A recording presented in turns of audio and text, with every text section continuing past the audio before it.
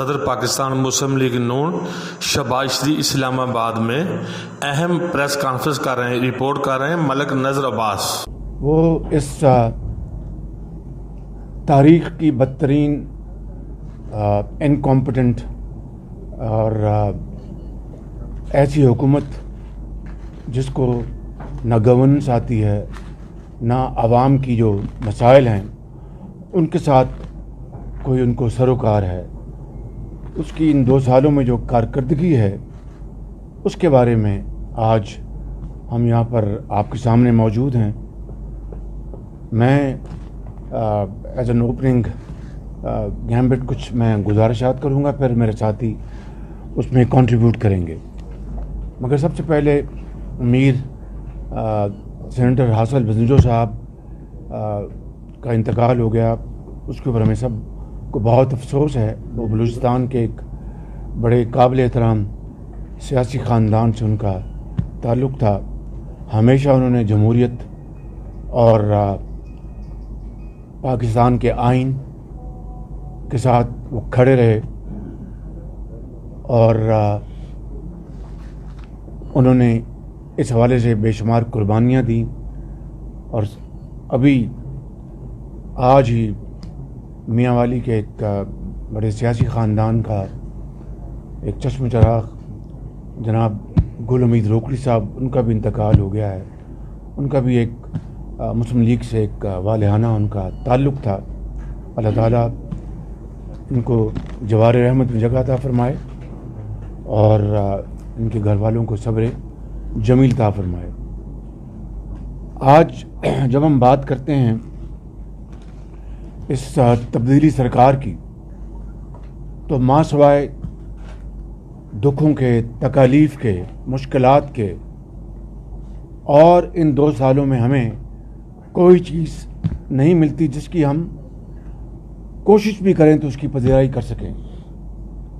2 سال کے اندر مہنگائی نے جس طرح عام آدمی کو، ایک دکاندار کو، ایک ریڑھی بان کو، ایک تانگے بان کو، ایک مزدور کو، ایک بیوہ کو، ایک یتیم کو، ایک مریض کو جس طرح تباہی کے دہانے پہنچا دیا ہے، شاید تاریخ میں اس کی کوئی دوسری شاید مثال نہیں ملتی۔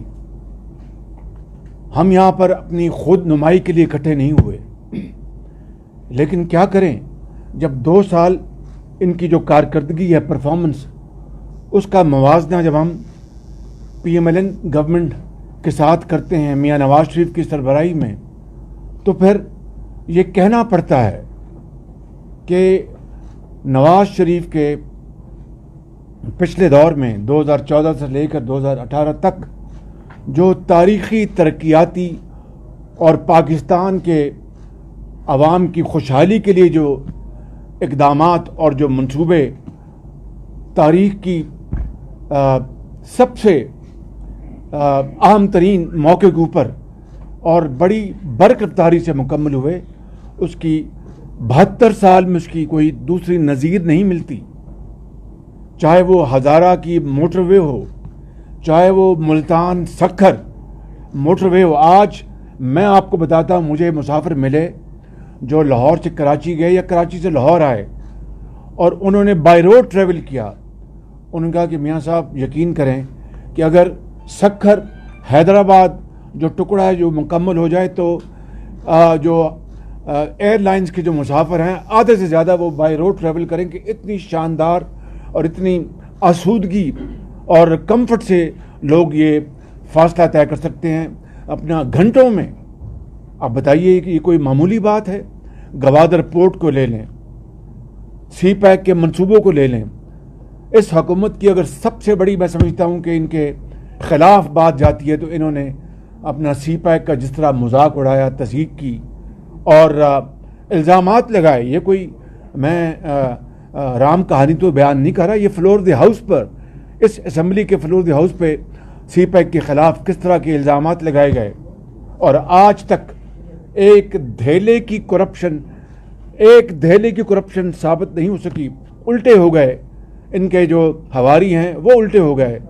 لیکن چاہے وہ آپ کے LNG کے پروجیکٹس ہیں، چاہے وہ پائپ لائن آئی کراچی سے اپ کنٹری 1000 کلومیٹر، چاہے وہ سی پیک کے منصوبے ہیں، چاہے وہ دوسرے منصوبے ہیں. مجھے بتا دیجئے کہ کسی ایک منصوبے میں اس نواز شریف کے تیسرے دور میں، چاہے وہ وفاق کے منصوبے ہیں یا چاہے وہ پنجاب کے منصوبے ہیں، ایک دھیلے کی، ایک دمڑی کی کرپشن لے کے آئے اور اس کے مقابلے میں اور کتنا پروپیگنڈا کیا ہمارے خلاف، کتنا پروپیگنڈا کیا ہمارے خلاف کہ شاید اس کی بھی کوئی دوسری مثال نہیں ہے.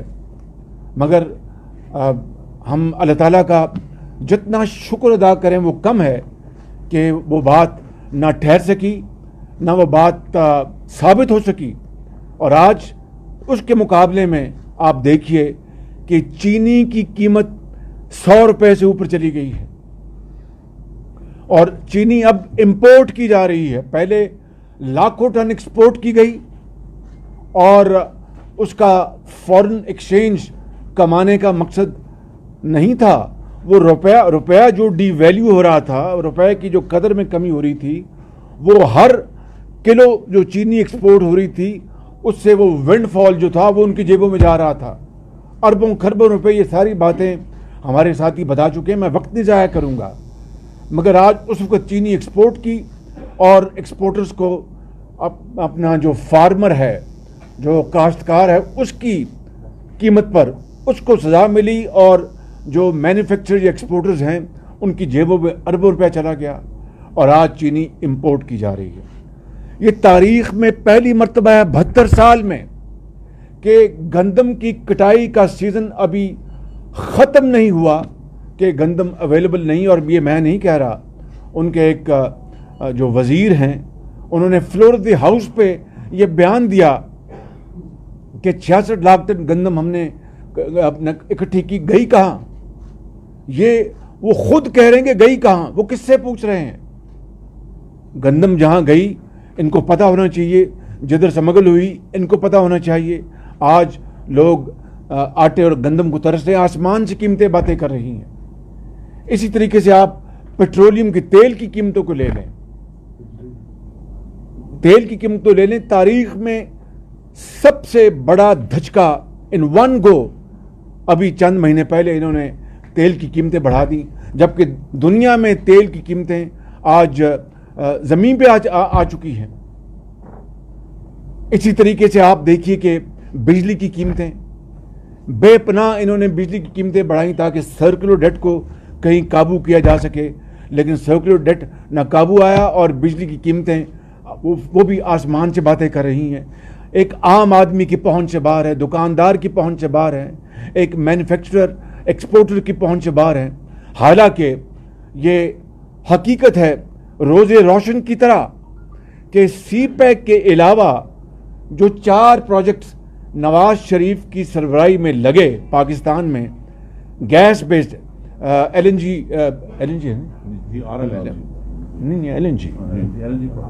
LNG بیسڈ جو پروجیکٹ لگے 5000 میگا واٹ کے، 2 لگائے وفاق نے اور 2 لگائے صوبہ پنجاب نے.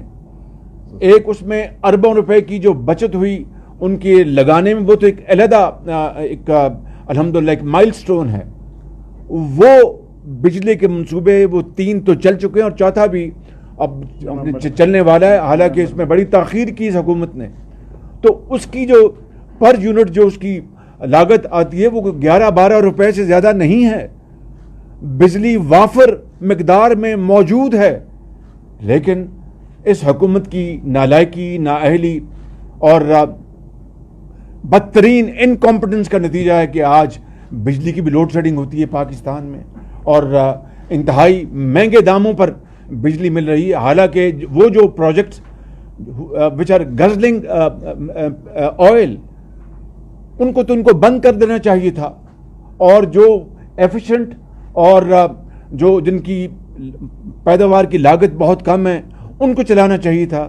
مگر یہ ہے وہ ٹکراؤ پرسنل ویسٹڈ انٹرسٹ کا، انکمپٹنس کا، جس کی بنا پر آج بجلی بھی جو کہ وافر مقدار میں موجود ہے اس کے باوجود لوڈ شیڈنگ ہوتی ہے اور اس کی قیمتیں وہ بھی آسمان سے باتیں کر رہی ہیں. اور پھر آپ دیکھیں کہ 40% آپ انہوں نے روپے کی قدر کم کر دی، اور اس کے باوجود بھی ایکسپورٹس میں کوئی خاطر خواہ اس کا اپنا کوئی اضافہ نہ ہو سکا۔ اور آپ دیکھیں کہ پاکستان کی تاریخ میں شاید دوسری مرتبہ، سیکنڈ ٹائم ان پاکستان ہسٹری، یعنی 1952 میں جی ڈی پی وہ اس کی گروتھ نیگیٹو ہوئی تھی، اور آج یہ دوسرا موقع ہے 72 سالوں میں کہ ہماری جو جی ڈی پی کی جو گروتھ ہے وہ نیگیٹو میں 0.4%۔ یہ حقائق ہیں، یہ میں تو نہیں بتا رہا۔ اور جب یہ جب اپوزیشن میں تھے، آج بھی ان کا جو طریقہ کار جو ہے وہ اپوزیشن کا ہی ہے۔ آج بھی یہ کنٹینر پہ چڑھے ہوئے ہیں، کس طرح کہتے تھے کہ فجنگ کرتے ہیں، یہ فجنگ کرتے ہیں۔ وہ فجنگ تو نہ نکلی، ان کی فجنگ سامنے آ گئی کہ پہلے یہ کہتے تھے کہ 3.9% ہماری گروتھ ہے اکانومی کی، پھر اس کو ریوائز کیا اور 1.9 پہ لے کے آئے۔ اور اسی طریقے سے دیکھیں کہ ان کے ان 2 سالوں میں جو انہوں نے بورنگ کی، یعنی جو ادھار لیا ہے، جو ڈیٹ جو قوم کا جو بڑھایا ہے پبلک ڈیٹ، وہ 2 سالوں میں اتنا ہے جتنا کہ نواز شریف کے 3 ادوار میں ایک طرف اور ان کا 2 سالوں میں ایک طرف۔ یہ عالم ہے پاکستان، اور غریب آدمی اس کی تو حالت نہ پوچھیں۔ اور میں یہاں پر کسی حوالے سے بھی خود نمائی کی بات نہیں کرنا چاہتا، لیکن حقیقت ہے کہ نواز شریف کی سربراہی میں پنجاب میں ہسپتالوں میں ادویات مفت کر دی گئی تھیں، انہوں نے وہ تمام ادویات بند کر دیں، اور ادویات کی قیمتیں آسمان پر پہنچ گئیں۔ اور جو ریکٹ، جو سکینڈل بنا، وہ وزیر ان کا پتہ ہی کوئی نہیں، اس لیے کہ یہ نیب نیازی گٹھ جوڑ کا شاخسانہ ہے۔ اسی طریقے سے پنجاب کے اسپتالوں میں سی ٹی سکین لگائے گئے، اور ان کا جو عام آدمی کو اس کی سکیننگ وہ فری تھی، وہ انہوں نے بند کر دی۔ کینسر کے مریضوں کی جو ان کو فری ادویات ملتی تھی وہ انہوں نے بند کر دی۔ ہیپیٹائٹس کے لیے ادویات پورے پنجاب میں وہ انہوں نے اس کو بند کر دیا۔ وہ ایک بہت شاندار پروگرام تھا۔ یعنی عام آدمی کی زندگی اجیرن ہو چکی، زندگی تنگ ہو چکی ہے، اور جو اشرافیہ ہے وہ ان کے ارد گرد بیٹھے ہیں، ان کے اپنی کابینہ میں وہ لوگ موجود ہیں جو کہ دودھ سے دھلے ہوئے ہیں، ان کو کوئی نہیں پوچھ سکتا۔ یہ سلیکٹو، ہم کوئی اکاؤنٹیبلٹی کے خلاف نہیں، کوئی منصفانہ اور ٹرانسپیرنٹ اور نظر آتا ہوا احتساب کے کوئی خلاف نہیں، لیکن اکاؤنٹیبلٹی کے نام پر وچ ہنٹنگ اور اپوزیشن کو دیوار سے لگایا جانا، یہ پوری قوم یہ تماشا دیکھ رہی ہے۔ تو میں سمجھتا ہوں کہ آج وہ جو نیا پاکستان تھا، لوگ آج پرانے پاکستان کو ترس رہے ہیں۔ وہ آج جو تبدیلی تھی، تبدیلی نے لوگوں کی زندگی تباہ کر دی ہے۔ وہ لاکھوں لوگ جو تعلیم کے وظائف حاصل کرتے تھے، لاکھوں بچے اور بچیاں، مجھے یاد ہے آج بھی 2018 تک کی جو فگر تھی پنجاب ایجوکیشن انڈاؤمنٹ فنڈ کی، 20 ارب روپے کے وظائف بچوں اور بچیوں کو دیے گئے جو ہونہار تھے میرٹ کے اوپر۔ لاکھوں جو لیپ ٹاپس دیے گئے out standing shining boys and girls کو میرٹ کے اوپر، اور اعلیٰ درسگاہوں میں مفت تعلیم ان کو انشور کی گئی میرٹ کے اوپر۔ اس سارے نظام کو انہوں نے تباہ و برباد کر دیا، اور آج گلیوں اور بازاروں میں لوگ اپنا ایک وقت کی روٹی کو ترستے ہیں۔ اور پھر خارجہ محاذ پہ بھی بتائیں گے، جو خارجہ محاذ پہ جو فوپاس ہوئے ہیں وہ کوئی کم نہیں ہیں۔ پہلے ہم نے چین اور سی پیک کے حوالے سے جو کچھ کیا وہ پوری قوم کے سامنے میں بتا چکا ہوں۔ پھر ہمارے ایک انتہائی قریبی دوست سعودی عرب سے کے بارے میں جو وزیر خارجہ نے جو کچھ کہا وہ اتنا غیر مناسب تھا کہ جو عقل جو ہے وہ دنگ رہ گئی کہ ایک منجا ہوا آدمی اس طرح کی بات کس طرح کر سکتا ہے، اور کس طرح تعلقات اپنا ان سے بگاڑنے میں کس حد تک وہ چلے گئے۔ اور چین جو پاکستان کا وہ ایک روایتی نہیں، بہت ہی بااعتماد ساتھی ہے، اس کو اس طرح ناراض کرنا اور آج اپنا چائنا کے اپنا وہاں پر جانا، یہ چیزیں جو ہیں یہ میں سمجھتا ہوں کہ یہ دیر پا نہیں ہوتی۔ وہ سب سمجھتے ہیں اندر سے کہ یہ ہم سے کیا کر رہے ہیں، this is all short term, ये कोई लॉन्ग टर्म अप्रोच या पायदार अप्रोच नहीं है। तो मैं समझता हूँ कि आज इस हवाले से आज हम यहाँ पर इकट्ठे हुए हैं। मैं ज़्यादा वक्त नहीं लेना चाहता, मैं सिर्फ बात को ख़त्म करूँगा अपनी सिर्फ एक दो और गुजारिशात करके कि इस वक्त कोविड से आने से पहले लाखों लोग बेरोज़गार हो चुके थे इनकी मुकम्मल इनकॉम्पिटेंस और नालायकी की बुनियाद पर। कोविड के बाद तो ज़ाहिर है कोविड का भी एक अपना मैसिव नेगेटिव इम्पैक्ट हुआ है और अब लाखों लोग और बेरोज़गार होने जा रहे हैं बदकिस्मती से। अल्लाह ताला I hope I am proven wrong, but हकीकत ये है।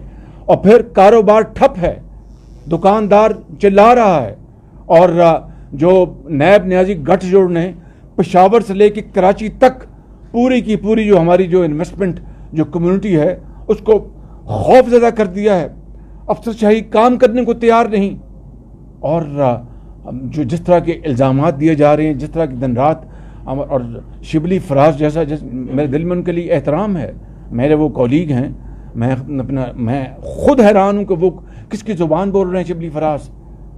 तो कहने का मकसद यह है मेरे भाइयों और बुज़ुर्गों और बहनों कि आज हम इकट्ठे हुए हैं ये बताने के लिए कि जो कुछ ये सिलेक्टेड गवर्नमेंट के लिए किया गया और जो उनको सपोर्ट मिली है, उस सपोर्ट को और अनप्रेसिडेंटेड सपोर्ट मिली, उसके बावजूद भी ये जो पाकिस्तान जो इस तरह जा रहा था, ये नोज डाइव बदकिस्मती से जारी है और इट इज़ अनअवेटेड। इसमें कोई अभी तक कोई रुकावट नहीं आई, वो बिल्कुल नीचे जा रही है, हमारी इकॉनमी नीचे जा रही है, हमारी मईशत नीचे जा रही है, हमारी एक्सपोर्ट्स, प्रोडक्शन, हमारी इन्वेस्टमेंट्स, सब जिसकी बात आप कर लें। तो क्या वो पाकिस्तान बेहतर था या ये पाकिस्तान बेहतर है? ये इसकी सारी तफसील यहाँ पर मौजूद है। मैंने आपका बहुत वक्त लिया और इसके हवाले से अब मैं दावत दूंगा ख्वाजा आसिफ साहब को। इन्होंने जाना है असेंबली में, इनका बिजनेस है, ये खारजा को बात करेंगे। मैं ख़ितामन ये अर्ज़ करूँगा कि कशकोल तोड़ने ये आ रहे थे, IMF का चैप्टर ख़त्म करने जा रहे थे और ये कह रहे थे कि मर जाएंगे, IMF के पास नहीं जाएंगे, मर जाएंगे, कर्ज़े नहीं लेंगे। 1 रुपया बढ़ता है, डी वैल्यू होता है तो 100 रुपये ऊपर पड़ता है, और अगर बिजली महंगी है तो वज़ीर आज़म जो है समझ लिए खुदा न खास्ता वो चोर है, अगर फ़लाँ चीज़ महंगी होती है तो वज़ीर आज़म जो है वो। आज सारी बातें कहाँ गई? आज कौम सवाल करती है, पूछती है, और फिर ये कह देना कि जनाब अपना घबराओ नहीं, डरो नहीं और फिक्र ना करो। इस तरह क्या लोगों के पेट भर जाएंगे? इस तरह रोटी मिल जाएगी? आज लोग रोटी को, एक वक्त की रोटी को तरस रहे हैं। अल्लाह करे कि पाकिस्तान के हालात बेहतर हों। We are responsible sensible opposition, और हमें इन्होंने दीवार से लगाया, उसके बावजूद गवाह है 2 साल का रिकॉर्ड कि फ्लोर ऑफ द हाउस पे मैंने और मेरी पार्टी ने और बाकी अपोजिशन पार्टीज़ ने फिर भी अपना ताउन का हाथ बढ़ाया, लेकिन जिस तरह इन्होंने उसको धुतकारा और पाया हकारत से उसको धुतकारा, वो भी तारीख का हिस्सा है। और अब ये कौम को बताएं, अपने रिजल्ट्स बताएं कौम को, और खाली ये कहना कि मैं NRO नहीं दूंगा और फलां नहीं करूंगा, क्या इससे लोगों के पेट भर जाएंगे? Thank you very much. Sir एक दफ़ा खड़े होकर की रिपोर्ट अगर आप लॉन्च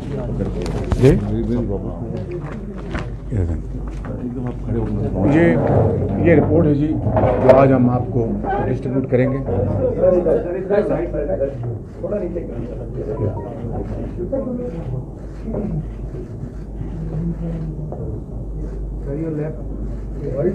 जी ये वाइट पेपर है हमारा 2 साल। मैं लेफ्ट एंड राइट हो रहा हूँ, यू टर्न नहीं मार सकता। 2 साल लंघने से तैयार होना।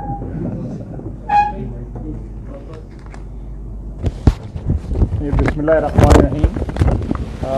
मैं मुख्तसरन जो फॉरेन पॉलिसी फेलियर्स हैं इस मौजूदा हुकूमत के पिछले 2 साल में, मैं उन पर मुख्तसरन थोड़ा सा आपकी खिदमत में कुछ अर्ज़ करूँगा। सबसे बड़ा फेलियर पिछले 2 साल में जो फॉरेन पॉलिसी का है वो कश्मीर है। कश्मीर की जो एनेक्सेशन है इंडिया में ने जो की है, اور وہاں پہ جو قتل عام اس وقت برپا ہے اور سارے ہندوستان میں مسلمانوں کا جس طرح قتل عام ہو رہا ہے، جینوسائیڈ ہو رہا ہے، یہ پاکستان کی فارن پالیسی کی سب سے بڑی فیلئر ہے. اور ہم نے کیا کیا ہے اس کے رسپانس میں وہ آپ کے سامنے ہے. ہم نے کبھی کھڑا ہونا تھا 15 منٹ کے لیے، 10 منٹ کے لیے خاموشی اختیار کرنی تھی، پھر کوئی گانا گانا تھا، پھر کوئی ایک ٹانگ پہ کھڑا ہونا تھا، کبھی 2 ٹانگ پہ کھڑا ہونا تھا، اور بس اسی قسم کے گیمکس جو ہے ہم کشمیریوں کا جو یہ بات یاد رکھنی چاہیے کہ کشمیر میں ہمارا خون جو ہے پچھلے 72 سال میں انویسٹ ہوا ہے.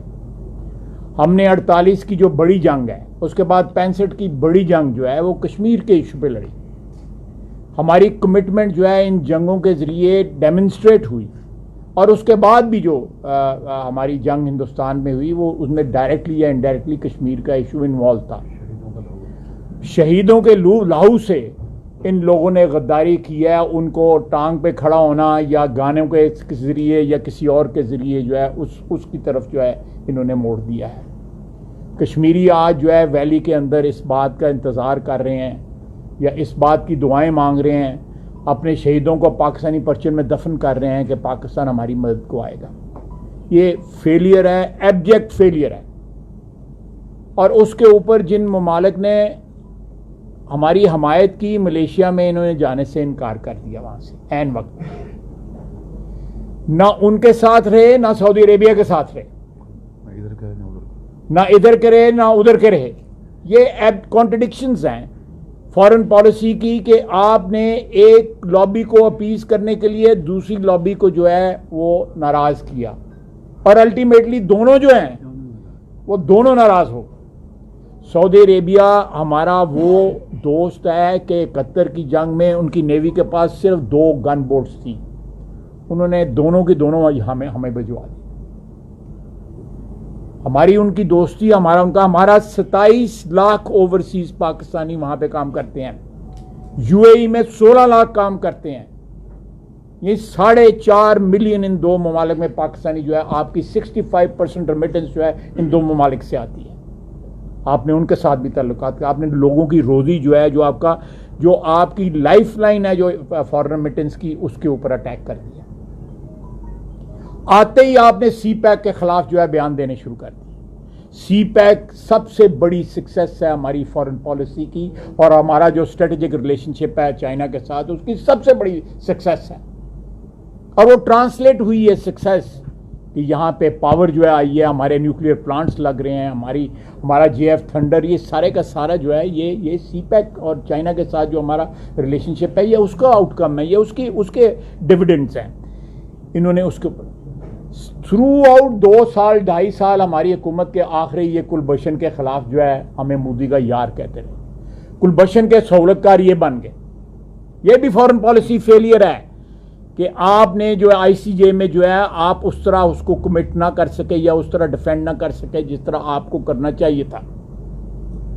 اور اب یہ یہاں پہ قانون سازی ہوتی ہے کلبھوشن کی جان بخشی کی یا کلبھوشن کو بچانے کے لیے، یہاں پہ یہ this is utter failure of our foreign policy.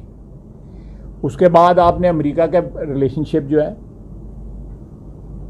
ٹھیک ہے، امریکہ کے ساتھ ریلیشن شپ کے اچھے ریلیشن شپ کے ہم بھی حامی ہیں، بہت ضروری ہے امریکہ کے ساتھ، وہ سپر پاور ہے. لیکن کیا ڈیویڈنڈز آپ کو ملے؟ آپ نے کیا کامیابی یا کیا بریک تھرو اس میں اچیو کیا جو امریکہ کے ساتھ ریلیشن شپ تھے؟ آج بھی ریلیشن شپ وہی ہیں جو ایک روایتی ریلیشن شپ وہاں پہ چلا آ رہا ہے. اس وقت او آئی سی ایک ایسا ادارہ تھا جہاں پہ آپ اپنے جو گریوینسز لے کے جا سکتے تھے اسلامی دنیا کو، ان کے ضمیر کو آواز دے سکتے تھے. وہ ڈس فنکشنل ہو گیا ہے. آپ کے کہنے پہ کانٹیکٹ گروپ کی جو ہے میٹنگ نہیں وہاں پہ کنوین ہوتی. منسٹریل لیول کی کمیٹی جو میٹنگ ہے وہ بہت دور کی بات ہے. ٹوٹل کولیپس ہے آپ کی فارن پالیسی کا. آپ اپنی فارن پالیسی جو ہے اپنے ریجن میں بھی جو ہے اس کی فردرنس نہیں کر سکے. بہت دور کی بات ہے کہ آپ اپنے ریجن سے باہر جا کے یورپین یونین یا امریکہ کے ساتھ جو ہے کو اپنے ڈیویڈنڈ فارن پالیسی ڈیویڈنڈ وہاں سے لیں، اپنے ریجن میں نہیں کر سکے. जिस तरह मियाँ साहब ने फरमाया, यहाँ पे इकोनॉमिक फ्रंट के ऊपर, सिक्योरिटी फ्रंट के ऊपर, फॉरेन पॉलिसी फ्रंट के ऊपर आप नाकामियों का अंबार है ये हुकूमत 2 साल के अंदर, अंबार है। और शर्म नहीं आती इनको, ना हया आती है इनको जो है इन नाकामियों के ऊपर, बल्कि उन नाकामियों को डिफेंड करने की कोशिश कर रहे हैं कि हमारा जुलाई में जो है वो ट्रेड डेफिसिट कम हो गया, फलानी चीज़ें। नुकसान करते हैं सैकड़ों, हज़ारों, लाखों, करोड़ों, अरबों रुपए का, और डिफरेंस बताते हैं फिर चुवानियों और ठियानियों का जो है ना वो डिफरेंस बताते हैं कि हमारी ये चीज़ इंप्रूव कर गई। तो इस सूरत में पाकिस्तान आज तनहा खड़ा है दुनिया के अंदर। पाकिस्तान के दोस्त जो है उसका हाथ पकड़ने के लिए अनरिलायबल लोगों की वजह से कोई तैयार नहीं है। आपका जो फ्लिप फ्लॉप है फॉरेन पॉलिसी के ऊपर, उसकी वजह से आपका कोई बैक करने को आपको तैयार नहीं है। हमारा जो स्ट्रेटेजिक रिलेशनशिप है चाइना के साथ, वो एक किस्म की हमारी लाइफलाइन है इस वक्त, और सी पैक जो है उसका कॉर्नर स्टोन है, आपने उसको भी स्पेयर नहीं किया। हमारे जो वेस्टर्न हमारे नेबर्स हैं, ईरान है, अफगानिस्तान है, आप उनके साथ ही ताल्लुका ठीक कर लें, कम से कम ये आपके बॉर्डर जो है महफूज हो जाएं। तो ये मैं इख्तिताम करता हूँ अपने आर्गूमेंट का कि ये सारे के सारे जो फॉरेन पॉलिसी इनिशिएटिव्स, तो मैं नहीं कहूँगा, लेकिन जो भी बिल्टअप हमने किया था फॉरेन पॉलिसी के महाज के ऊपर, मैं ज़्यादा डिटेल में नहीं जाना चाहता, जो है और भी बहुत कुछ कहा जा सकता है, वो उसको भी डिसमेंटल इन्होंने कर दिया। उनसे भी जो डिविडेंड्स मिल सकते थे, हमने बावजूद बहुत बड़ा इनिशिएटिव लिया, बावजूद यमन की जंग में हमने यहाँ पे रेजोल्यूशन पास हुआ जिसमें इन्होंने बहुत बड़ा रोल प्ले किया, लेकिन हमने अपने तल्लुकात जो है ख़राब होने से बचाए। मियाँ साहब के वक्त भी, और उसके बाद मैं शायद अब्बासी साहब वहाँ पे गए, मैं उनके साथ था, हमारे तल्लुकात जो है उस वक्त बहुत अच्छे थे। उनको 1-2 गिले थे, लेकिन दोस्तों में गिले भी होते हैं, दोस्तों के गिलों को, शिकायतों को मैनेज भी किया जा सकता है। इस तरह नहीं किया जा सकता कि आपका फॉरेन मिनिस्टर जो है, एक आपका 72 साल पुराना दोस्त जो है, आपका जो एक दरीना साथी जो है, अच्छे बुरे वक्तों में आपके काम आया हुआ है, अगर कोई थोड़े गिले शिकवे हो गए हैं तो ये ज़बान नहीं इस्तेमाल करते। जो ज़बान जो है हमारे फॉरेन मिनिस्टर ने, ये डिप्लोमेट की, चीफ डिप्लोमेट की ज़बान नहीं जो उन्होंने इस्तेमाल की है। खैर, उनका पता नहीं उनको चपेट पड़ी है या चपेट मारी है, तो अगर जब ये हाल हो तो फिर इसकी फॉरेन पॉलिसी का क्या हाल होना है। बहुत बहुत शुक्रिया। अब मैं दावत दूंगा शाहिद अब्बासी साहब को, जो पेट्रोलियम और एनर्जी को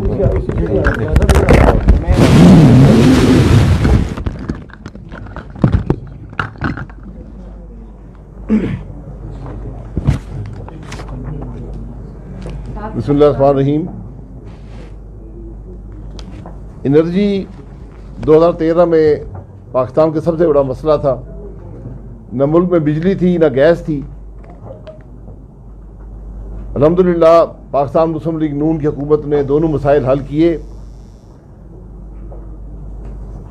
उस वक़्त भी एक बड़ा मसला सर्कुलर डेट का था, आज भी है, लेकिन जो नाकामी इस हुकूमत की सर्कुलर डेट के मामले में है उसकी कोई नज़ीर नहीं है। और अजीब बात यह है कि वफाकी वज़रा पार्लियामेंट के फ्लोर पर, कौमी असम्बली में, सेनेट में मुकम्मल झूठ बोलते हैं। मैं सर्कुलर डेट की हकीकत आपके सामने रखना चाहता हूँ। जब हमने हुकूमत छोड़ी, जून 2018 में पाकिस्तान का सर्कुलर डेट 1026 अरब था, 1026 अरब, जिसमें से 580 अरब हमसे पहले का जो पावर होल्डिंग कंपनी थी उसके अंदर मौजूद था, और हमारे दौर में उसमें 462 अरब का इजाफा हुआ। आज मुल्क का सर्कुलर डेट 2200 अरब है, 2200 अरब रुपया, यानी तकरीबन इसमें 1200 अरब रुपए का इजाफा हुआ। और ये 2 सालों में, सिर्फ 2 सालों में, हमारे 5 सालों में 462 का इजाफा हुआ। इस हुकूमत के 2 सालों में 1200 अरब रुपए का इजाफा सर्कुलर डेट में हो चुका है। جو کہ یومیہ جو اس حکومت کا عرصہ رہا ہے 2 سال کا 1.2 ارب یعنی 120 کروڑ روپے یومیہ آج پاکستان میں سرکولر ڈیٹ کا اضافہ ہو رہا ہے. یعنی پاکستان کی جو لائبلٹیز ہیں 120 کروڑ روپیہ یومیہ اضافہ ہو رہا ہے. اس سے بڑی تشویشناک بات پاکستان کی تاریخ میں نے نہیں دیکھی کم از کم. لیکن حکومت بے خبر ہے اور صرف جھوٹ بولنے پر مجبور ہے. جو بل کلیکشن تھی جس کو ہم نے 84% سے 93% پر لے کر گئے تھے آج واپس 80% پر آ گئی. جو ٹرانسمیشن کے لاسز تھے ہم نے 22 سے 18% پر کیے تھے اور توقع یہ کی تھی اور کم کیا جائے گا, وہ واپس 19% پر پہنچ گئے. جو بجلی بنانے کے پلانٹس تھے میرٹ آرڈر کو وائلیٹ کیا گیا, فیول نہیں لیا گیا. جو ہمارے زمانے میں 5000 میگا واٹ کی, ابھی شہباز صاحب نے کہا LNG کے پلانٹ لگے, 4000 میگا واٹ کے کول کے لگے. یہ آج پاکستان کی تاریخ کی سستی ترین بجلی دے رہے ہیں اور دیتے رہیں گے. ان پلانٹس کے باوجود پاکستان کے سرکولر ڈیٹ میں روزانہ 120 کروڑ کا اضافہ ہو رہا ہے اور کوئی کمی نظر نہیں آ رہی. اور بات یہاں ختم نہیں ہوتی. افسوس کی بات یہ ہے کہ جون اور جولائی میں 1000 میگا واٹ کی جنریشن پاکستان میں ڈیزل سے ہوتی رہی, جس میں ایک وفاقی وزیر کا بھی 250 میگا واٹ کا پلانٹ شامل ہے. یہ پلانٹ پہلے بھی 12 سال ڈیزل پہ چلتے رہے, جو ایشیا کی سب سے مہنگی بجلی بناتے تھے. آج وہ پلانٹ بند ہوئے, LNG دی گئی, آج جان بوجھ کر LNG بند کی گئی اور یہ پلانٹ ڈیزل پر چلائے گئے. اس کا کوئی جواب دینے والا ہے؟ اب اس کا اثر عوام پر کیا پڑتا ہے؟ اثر گھروں کے بجلی کا ریٹ 30% اضافہ, آپ سب حضرات بجلی کا بل دیتے ہیں, 30% اضافہ ہو چکا ہے. کمرشل میں 57% تک اضافہ ہو چکا ہے. انڈسٹری میں 40% تک اضافہ ہو چکا ہے. جو بلک کنزیومر تھے وہ 55% تک اضافہ ہو چکا ہے. یہ اضافے اس لیے کیے گئے, وزراء نے بتایا کہ ہم سرکولر ڈیٹ کو کنٹرول کر رہے ہیں. یہ جو سرکولر ڈیٹ کا مسئلہ ہے, ہم اس کو بجلی کی قیمت بڑھا کر اس کو ختم کرنا چاہتے ہیں. عوام کی جیب سے بھی پیسہ گیا اور آج ملک بھی 120 کروڑ روپے کا یومیہ مقروض ہو رہا ہے. یہ آج حقیقت ہے بجلی کے شعبے بھی. لمبی کہانی ہے, یہاں بیان کرنا اتنا ٹائم نہیں ہے. اسی طرح گیس کا معاملہ ہے, 141% اضافہ گیس کے اندر ہے. جو انڈسٹری جس کو بیک بون کہتے ہیں جی ایکسپورٹس نہیں بڑھتی, ایکسپورٹس کیسے بڑھیں گی؟ 600 روپے کی گیس جو ہماری اپنی ملک کی اپنی گیس ہے, 600 روپے کی گیس آج 1200 روپے پہ پہنچ گئی ہے. اس کی وجہ ہے, یہاں وزیروں نے کہا جی کہ وہ کمپنیاں, وہاں بڑا نقصان تھا وہ سرکولر ڈیٹ کا. میں نے ایک سوال پوچھا, میں نے کہا کوئی سبسڈی دی گئی؟ 2 کمپنیاں گیس بیچتی ہیں, سوئی ناردرن سوئی سدرن, دونوں کو ریکارڈ منافع تھا. آج دونوں صرف خسارے میں نہیں ہیں بلکہ بینکرپٹ ہو چکی ہیں گیس کی قیمت بڑھانے کے باوجود. یہ آج ملک کی حقیقت ہے گیس کی.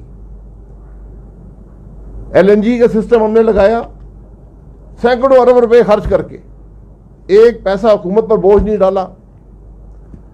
جب موقع ملا, آپ کو اللہ تعالیٰ نے ایک موقع دیا کہ $2.5 کی LNG دستیاب تھی, اس سے بھی کم دستیاب تھی. ہماری اپنی گیس جو ہم زمین سے نکلواتے ہیں ہم $5.5 دے رہے ہیں. جو کہتے ہیں کہ مہنگی LNG باہر سے جو ہمارے سودے تھے وہ $3.5 پہ آ رہے تھے. گھر کی گیس نکالنے کے پیسے 5.5 ارب تھے. یہ پرانے ایگریمنٹس ہیں, یہ ایسے ہی چلتے ہیں. لیکن اللہ نے آپ کو موقع دیا کہ $2 کی گیس اویلیبل تھی, آپ نے ایک شپ بھی LNG کا نہیں دیا, اور اس کا اثر یہ ہوا کہ ہم اس سستی گیس سے محروم ہو گئے. اور آج ہمارے یہ حالات ہیں جو آپ کے سامنے ہیں. صرف یہ نہیں, پیٹرول کا معاملہ ہے, 45 روپے پیٹرول پہ ٹیکس ہے.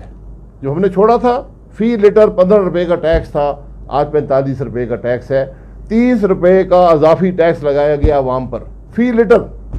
اس کا کوئی جواب دینے والا ہے؟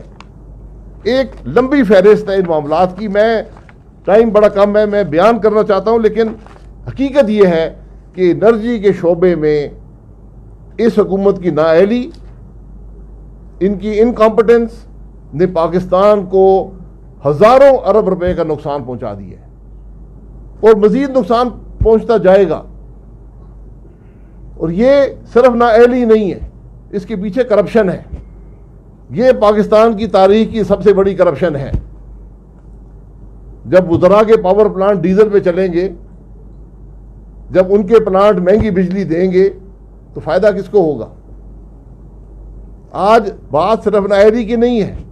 وہ فرنس آئل جس کو بند کیا گیا پاکستان میں, بین لگایا کیبنٹ نے فرنس آئل امپورٹ کر کے, ان ایفیشینٹ پلانٹ بناتی, اور آج کہتے ہیں جی عوام کو فائدہ پہنچائیں گے. عوام کی جیب سے بھی ڈاکہ, ملک پر بھی ڈاکہ.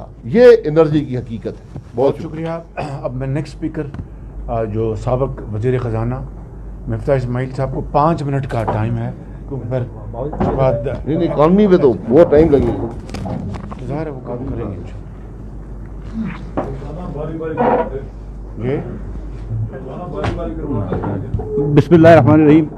شہباز صاحب آپ نے صرف 5 منٹ دیے, لیکن ان کی 2 سال کی نالائقیوں کو 5 منٹ میں سمیٹنا بڑا مشکل ہو جائے گا. ہاں, تو میں دیکھیں مسلم لیگ نون کا الحمدللہ بڑا اچھا اسٹینڈرڈ تھا. ہم جب آئے تھے تو 2.8% گروتھ تھی, قومی انکم اس سے بڑھ رہی تھی, قومی آمدن. ہم اس کو 5.5% پہ لے گئے تھے, 5.8% پہ. نوکریاں یہاں پہ اویلیبل تھیں. ہم وہ اسٹینڈرڈ نہیں رکھ رہے پی ٹی آئی کو جج کرنے کے لیے. نواز شریف صاحب کو, شہباز شریف صاحب کو, دیگر ہمارے وزراء کو ایکسپیرینس تھا, تجربہ تھا, ایمانداری تھی, سنسیئرٹی تھی, تو وہ اچھا کام کر سکتے تھے. سی پیک کیا. دوسرا آپ نے خواجہ صاحب نے آپ کو بتایا, ابائی صاحب نے بتایا کہ ہم نے کتنی سکسیزفل کری ہیں انرجی کے شعبے میں وغیرہ. لیکن اب عمران خان کو عمران خان کے اسٹینڈرڈ پہ تو جج کریں گے نا. جو پی ٹی آئی بات کرتی تھی, پی ٹی آئی کہتی تھی کہ مسلم لیگ نون کی حکومت نے بہت زیادہ ڈیفیسٹ کریٹ کرا ہے. اور جو شہباز صاحب نے بات کری کہ میاں صاحب کے 3 ادوار میں اتنی ڈیٹ نہیں بڑھائی گئی جتنی خان صاحب کے 2 سال میں ہو گئی. اب آپ یہ دیکھیے کہ ہم نے 5 سالوں میں 10,000 ارب روپے قرض بڑھایا اس قوم کا, جس کے اندر ہم نے بکی, بلوکی, حویلی, بہادر شاہ لگایا, 1700 کلومیٹر موٹر ویز بنائے, 2 LNG کے ٹرمینلز لگائے, کول کے پلانٹس لگائے, گوادر کے اندر پورا گوادر چینج کر دیا. اور انہوں نے 2 سال کے اندر صرف 2 سال میں 12,000 ارب روپے کا قرض بڑھایا ہے. اور کیا ڈیولپمنٹ کام کیا ہے؟ کچھ بھی نہیں. 800 ارب روپے جہاں ڈیولپمنٹ بھی کم ہو گئے. تو انہوں نے اتنا زیادہ اس قوم کو مقروض کیا ہے. پھر اوپر سے وہ غلط بیانی کرتے ہیں کہ یہ مقروض قرض اس لیے بڑھ گیا ہے کہ ہم نے ڈالر کو ڈیویلیو کیا.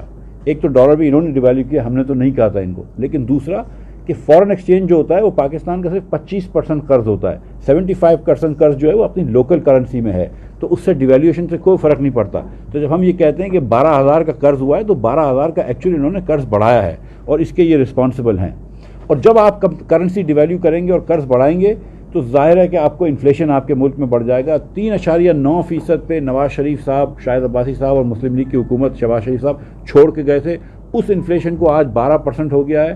اور آپ دیکھیں, آپ سب جانتے ہیں کہ آٹا جو ہے وہ 50-60-70 روپے کا ملتا ہے, چینی 100 روپے کی ملتی ہے. لیکن آٹے چینی کو چھوڑ دیں, حالانکہ اس کی بات بہت ہو سکتی ہے, اور وہ کیا کرپشن ہوئی ہے یہ سب آپ جانتے ہیں.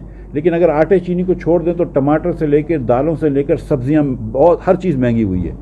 رورل انفلیشن ہوا ہے, رورل فوڈ انفلیشن 18% تک پہنچا ہے. وہ کیوں ہوا ہے؟ کیونکہ پروڈکشن کم ہو گئی ہے. آپ نے فارمرز کو اور غریب لوگوں کو اتنا غریب کر دیا, اور آپ نے فرٹیلائزر وغیرہ کے اندر آپ نے اتنی کمی کر دی, اتنا مہنگا کر دیا. فرٹیلائزر پہ جو ہم سبسڈی دیتے تھے 2% ٹیکس پہ, وہ سب ختم کر دی.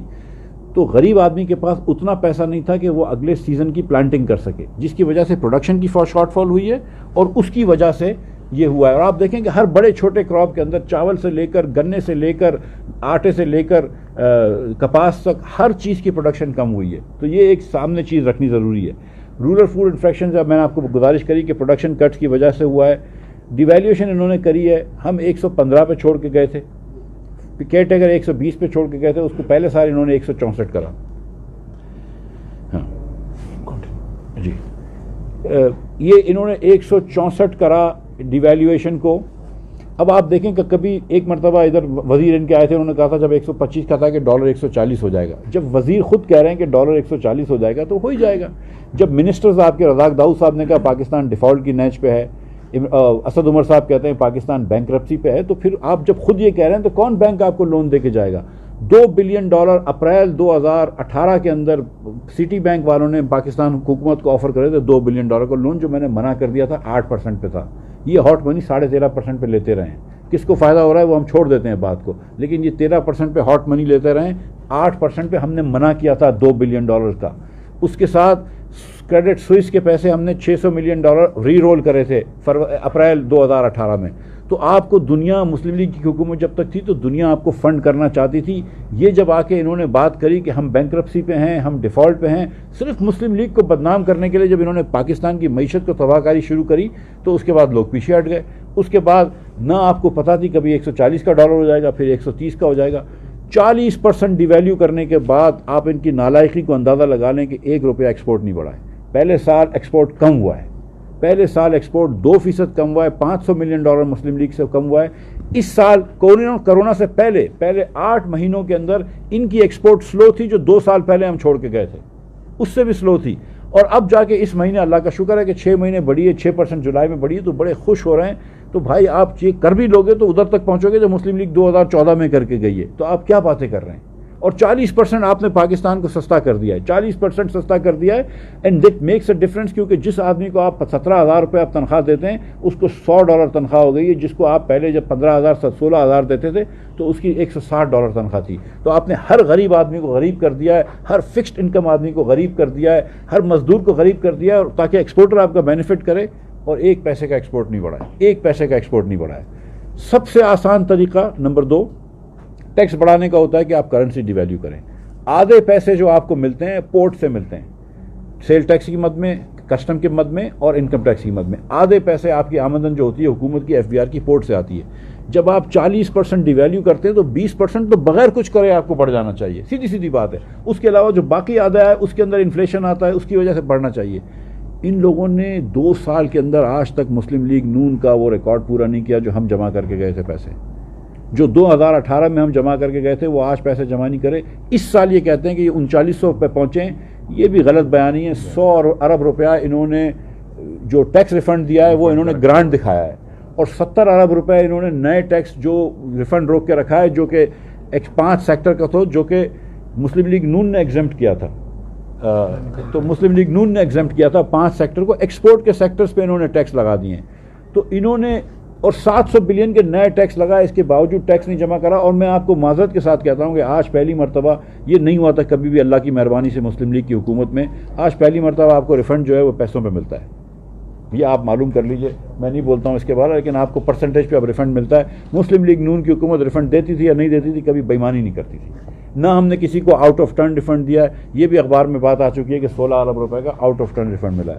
لیکن میرے خیال سے خرم بھائی یا کوئی اور میرے دوست جو ہیں وہ کرپشن پہ بات کریں گے, میں معیشت پہ ہی رکتا ہوں. تو ایکسپورٹ انہوں نے نہیں بڑھائی. اچھا, اس کے بعد لارج اسکیل مینوفیکچرنگ کم ہو گئی, ہر مینوفیکچرنگ کم ہو گئی, لارج اسکیل مینوفیکچرنگ کم ہو گئی. پھر کرونا کا بہانہ نہیں کریں پلیز. کرونا سے پہلے لارج اسکیل مینوفیکچرنگ کم ہوئی تھی, پچھلے سال 2% کم ہوئی تھی, اس سال 10% کم ہوئی ہے. کرونا سے پہلے بھی 4-5% کم ہو رہی تھی. لارج اسکیل مینوفیکچر نہیں ہوگی تو نوکریاں کہاں سے ملیں گی؟ ایگریکلچر تو آپ نے ہر پروڈکشن ڈاؤن کر دی ہے, فارمر کو تو آپ نے سیریسلی غریب کر دیا ہے, آپ نے مزدور کو غریب کر دیا ہے. اس کے بعد آپ نے لارج اسکیل مینوفیکچرنگ کم کر دی, اور جب معیشت پوری رک گئی تو امپورٹ کم ہو گیا. امپورٹ کم ہو گیا تو یہ بولتے ہیں اچھا کرنٹ اکاؤنٹ ڈیفیسٹ کم ہو گیا. اب مجھے اگر آپ 1 منٹ دیں تو کرنٹ اکاؤنٹ ڈیفیسٹ کیا ہوتا ہے؟ جب حکومت اپنا وفاقی بجٹ کا ڈیفیسٹ کرتی ہے, سننے والی بات ہے, فسکل ڈیفیسٹ اس کو بولتے ہیں. جب فسکل ڈیفیسٹ ہوگا تو آپ کو وہ پورا کرنے کے لیے کہیں سے پیسے چاہیے. آپ کو یا پیسے چاہیے پرائیویٹ سیکٹر سے, جس کا مطلب ہے کہ سیونگز مائنس انویسٹمنٹ جو پرائیویٹ سیکٹر کی ہوتی ہے ادھر سے پیسے لے کے آئیں گے, یا آپ فارنر سے بورو کریں گے. تو جتنا آپ کا فیڈرل بجٹ ہوتا ہے، یا آپ اگر لوکل بورو نہیں کر سکتے کیونکہ یہاں پہ انویسٹمنٹ اور سیونگ برابر ہے، تو آپ کو باہر سے بورو کرنا پڑتا ہے. یہ اگر اس وقت کرنٹ اکاؤنٹ ڈیفیسٹ آج کا کم کر رہے ہیں اور لیکن بجٹ ڈیفیسٹ بڑا کر رہے ہیں، تو فیوچر کا کرنٹ اکاؤنٹ ڈیفیسٹ آج بک کر رہے ہیں. یہ کیپٹل اکاؤنٹ میں اتنا قرض بڑھا رہے ہیں، تو یہ کوئی بڑی بات نہیں ہے. اور آپ پوری معیشت روک دیں اور آپ بولیں کہ یار اچھا پوری معیشت رک گئی، امپورٹ رک گئے، تو یہ کون سا آپ نے تیر چلا لیے؟ امپورٹ کم ہوئی تو اور امپورٹ کم، کوئی سر دنیا کی کوئی اکانومی نہیں چلتی جس کا امپورٹ کم ہو. امپورٹ بھی بڑھانا ہے آپ کو، ایکسپورٹ زیادہ اس سے تیزی سے بڑھانا ہے. آپ یہ کام کرنے کے لیے تو آپ ہفتے میں 4 دن کراچی پورٹ کو بند کر دیتے، امپورٹ ویسے ہی کم ہو جاتی، تالا لگا دیتے. مطلب سیریسلی اس میں کیا آپ نے کر لیا؟ اس کی وجہ سے آپ کی نیشنل انکم کم ہو گئی. جو پاکستانی کی انکم $1652 تھی، $1652 جو 2018 میں تھی، اس پاکستانی کی آج انکم جو ہے وہ $1380 ہے. تو انہوں نے 16% ہر پاکستانی کو غریب کر دیا ہے. اور اس کی بات بھی نہیں کر رہا ہوں میں کہ چیزیں مہنگی ہو گئی. ریئل ٹرم میں ہر پاکستانی آج 25% غریب ہے compare to what he was. 25% غریب ہے. 16% تو آپ نے غریب کر دیا صرف ڈالر ٹرمز کے اندر. ہر چیز آپ نے مہنگی کر دی، اور جو آپ نے مہنگائی کری ہے وہ موسٹلی غریب اسپیسیفک مہنگائی کری ہے. میں یہ نہیں کہہ رہا ہوں کہ اس اکانومی میں لوزرز ہیں اور ونرز نہیں ہیں، بالکل ونرز ہیں. جن ملوں نے شوگر نہیں بیچی تھی اور ان کو پتا تھی کہ ریبیٹ ملے گا پنجاب حکومت سے اور اپنے ذخیرہ کر لیا تھا، وہ ونرز ہیں اس اکانومی کے اندر. جن چکیوں نے اسمگل کرا دیا اور آٹا مارکیٹ میں نہیں بیچا، وہ ونرز ہیں اس اکانومی میں. لیکن وہ چند لوگ ہیں، باقی ہم سب جو ہیں وہ لوزرز ہیں. اور اس کے بعد 2 آخری بات کر دوں کہ یہ جب 16% لوگوں کو غریب کر دیتے ہیں ڈالر ٹرم میں اور 25% ریئل ٹرمز میں، تو لوگ کیا کریں گے؟ تو اس لیے آپ دیکھیں کہ 15 سے 20 لاکھ لوگ کروڑوں سے پہلے بے روزگار ہو گئے تھے، اب 40 لاکھ کا ہے. یہ تخمینہ میرا نہیں ہے، یہ ڈاکٹر حفیظ پاشا صاحب بھی کہتے ہیں. 60 سے 80 لاکھ لوگوں کو آپ نے خط غربت کے نیچے کر دیا، ایبجیکٹ پاورٹی کے نیچے، جن کی آمدن $2 پر ڈے سے کم ہے. یہ 60-80 لوگ تو چھوڑ دیں آپ. اس کے علاوہ آپ نے کروڑ لوگوں کو فوڈ انسیکیور کر دیا ہے. جس آدمی کو یہ نہیں پتا کہ کل کے دن میں کہاں سے کھانا لاؤں گا، میرے بچوں کو کہاں سے کھلاؤں گا، یا اس کو یہ نہیں پتا کہ اگر میں راشن کا بل بھروں گا تو بچے کی فیس کیسے بھروں گا، اور اگر بچے کی فیس بھر دوں گا تو وہ ادویات جو کہ مسلم لیگ نون کے حکومت میں انفلیشن کے کم ریٹ پہ بڑھتی تھی وہ اب ڈبل ہو گئی ہیں، وہ ادویات کہاں سے لوں گا. مطلب اس کشمکش میں آپ نے پاکستانی کو ڈال دیا ہے. تو یہ روز جو سروے آتے ہیں پنجاب کے اندر اور پورے پاکستان میں کہ یہ مسلم لیگ نون کے لوگ یاد کرتے ہیں، نواز شریف کو لوگ یاد کرتے ہیں، شہباز شریف کو لوگ یاد کرتے ہیں اور معافیاں مانگتے ہیں جن لوگوں نے ووٹ دیا ہے. میں اس کی بات نہیں کر رہا ہوں RTS کی وغیرہ کی، لیکن جن لوگوں نے ووٹ دیا ہے وہ بھی پریشان ہیں. تو یہ اس لیے پریشان ہے کہ یہ ان کی ایپک مس مینجمنٹ ہے. آخری بات میں آپ کو کہوں گا کہ پاکستان کی تاریخ میں صرف 2 سال ایسے نکلے ہیں جس میں 9% سے زیادہ بجٹ ڈیفیسٹ ہوا ہے. صرف 2 سال ایسے نکلے ہیں، یہ دونوں سال PTI کے اندر ہوئے ہیں. تو اللہ تعالیٰ ہم لوگوں کو ان سے بچائے اور اللہ تعالیٰ پاکستان کی معیشت کو بہتر کرے. خسارہ جو ہے وہ 9% سے کراس کر گیا. صرف 2 مرتبہ ہوا ہے 70 سال میں، 2 مرتبہ انہوں نے کھا لیا. Thank you sir. Ahsan Iqbal آئیے. نہیں آپ ادھر چلیے، آپ ادھر آ جائیں، ادھر آ جائیں، ادھر آ جائیں. بسم اللہ الرحمن الرحیم. شکریہ شہباز صاحب. جیسا کہ آپ کو معلوم ہے کہ آج ہم نے جو رپورٹ جاری کی ہے اس کا جو ٹائٹل ہے وہ ہے ڈسٹرکشن آف نیشنل پاور. آج کے دور میں کسی بھی ملک کو ترقی کرنے کے لیے ایک بڑی ہمہ صلاحیت کی ضرورت ہوتی ہے، اور ہم نے یہ DG ISPR سے سنا ہے، ہمارے جو سپہ سالار ہیں وہ بھی کئی دفعہ کہہ چکے ہیں کہ پاکستان 4th جنریشن وار فیئر کا مقابلہ کر رہا ہے. تو 4th جنریشن وار فیئر میں دشمن ٹینک کا گولہ نہیں چلاتا، وہ توپ نہیں چلاتا. دشمن اپنے ٹارگٹ کو اندر سے کھوکھلا کرتا ہے، اور وہ اندر سے کھوکھلا ہوتا ہے اس کی ترقی کو سیبوتاژ کر کے، اس کی معیشت کو تباہ کر کے، اس کی سوسائٹی کو کمزور کر کے، اس کی خارجہ پالیسی کو نشانہ بنا کے. تو وہ انٹرنلی امپلوڈ کر جاتا ہے. اس حکومت نے 2 سالوں میں قومی صلاحیت اور قومی طاقت کے ہر پلر کو کمزور کر دیا ہے، جس کے نتیجے میں ہماری جو قومی طاقت ہے، مجموعی قومی طاقت بری طرح مفلوج ہو چکی ہے. اس کا اثر آپ کو ہر شعبے کے اندر نظر آ رہا ہے. میں آپ کے سامنے جو ڈیولپمنٹ سیکٹر میں اس حکومت کی 2 سالہ کارکردگی ہے اس پہ مختصر سے بات کروں گا، اور CPEC کے حوالے سے بتاؤں گا کہ یہ کہاں انہوں نے پہنچا دیا ہے.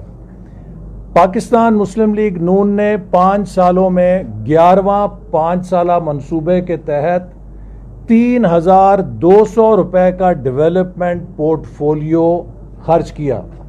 یہ پاکستان کی 72 سالہ تاریخ میں ریکارڈ ہے کہ کسی حکومت کے 5 سالہ ٹینیور میں اتنا ترقیاتی بجٹ خرچ کیا گیا ہو. اور اس کی پشت کے اوپر ہماری حکومت کی ٹیکس کلیکشن کو دگنا کرنے کی کامیابی تھی. چونکہ جب ہم نے ٹیکسز کو 2,000 ارب سے 4,000 ارب کیا، اس کے نتیجے میں 300 ارب سے ڈیولپمنٹ بجٹ کو ہم 1,000 ارب کے اوپر لے گئے. یہ پاکستان کی تاریخ میں پہلی دفعہ تھا کہ ڈیولپمنٹ بجٹ 1 کھرب روپے پہ گیا. نہ صرف میکسیمم ڈیولپمنٹ بجٹ گیا، بلکہ ہم نے پاکستان کی تاریخ میں پہلی دفعہ ڈیفنس بجٹ بھی ہائیسٹ کیا جو 1 کھرب کے اوپر تھا. جب آپ کی معیشت ترقی کر رہی ہوتی ہے، پھر آپ کے سامنے یہ نہیں ہے کہ آپ نے ترقی سے پیسہ نکال کے ڈیفنس میں لگانا ہے یا ڈیفنس سے پیسہ نکال کے ترقی میں لگانا ہے. آپ دونوں کو پیسہ دے سکتے ہیں. اور یہی مسلم لیگ نون کی حکومت کی کامیابی تھی کہ ہم نے ڈیولپمنٹ کو بھی میکسیمم فنڈ کیا اور ڈیفنس کو بھی میکسیمم اس کو فنڈنگ دی. آج اس حکومت نے ہمارے 1,000 ارب کے ڈیولپمنٹ بجٹ کو گھٹا کے کتابوں میں 650 ارب کہا ہے، لیکن حقیقت میں تقریباً نصف 500 ارب پہ وہ آ چکا ہے. اور اس 50% کٹوتی کے وجہ سے پاکستان کے تمام ڈیولپمنٹ پروجیکٹس ڈیلے ہو گئے ہیں. ان کی کاسٹ، بھائی جان آپ سائڈ پہ ہو جائیں نا، ان کی کاسٹ اوور رن ہو رہی ہے، جس کا نتیجہ یہ ہے کہ آنے والے سالوں میں کئی ہزار ارب روپے درکار ہوں گے جاری منصوبوں کو مکمل کرنے کے لیے.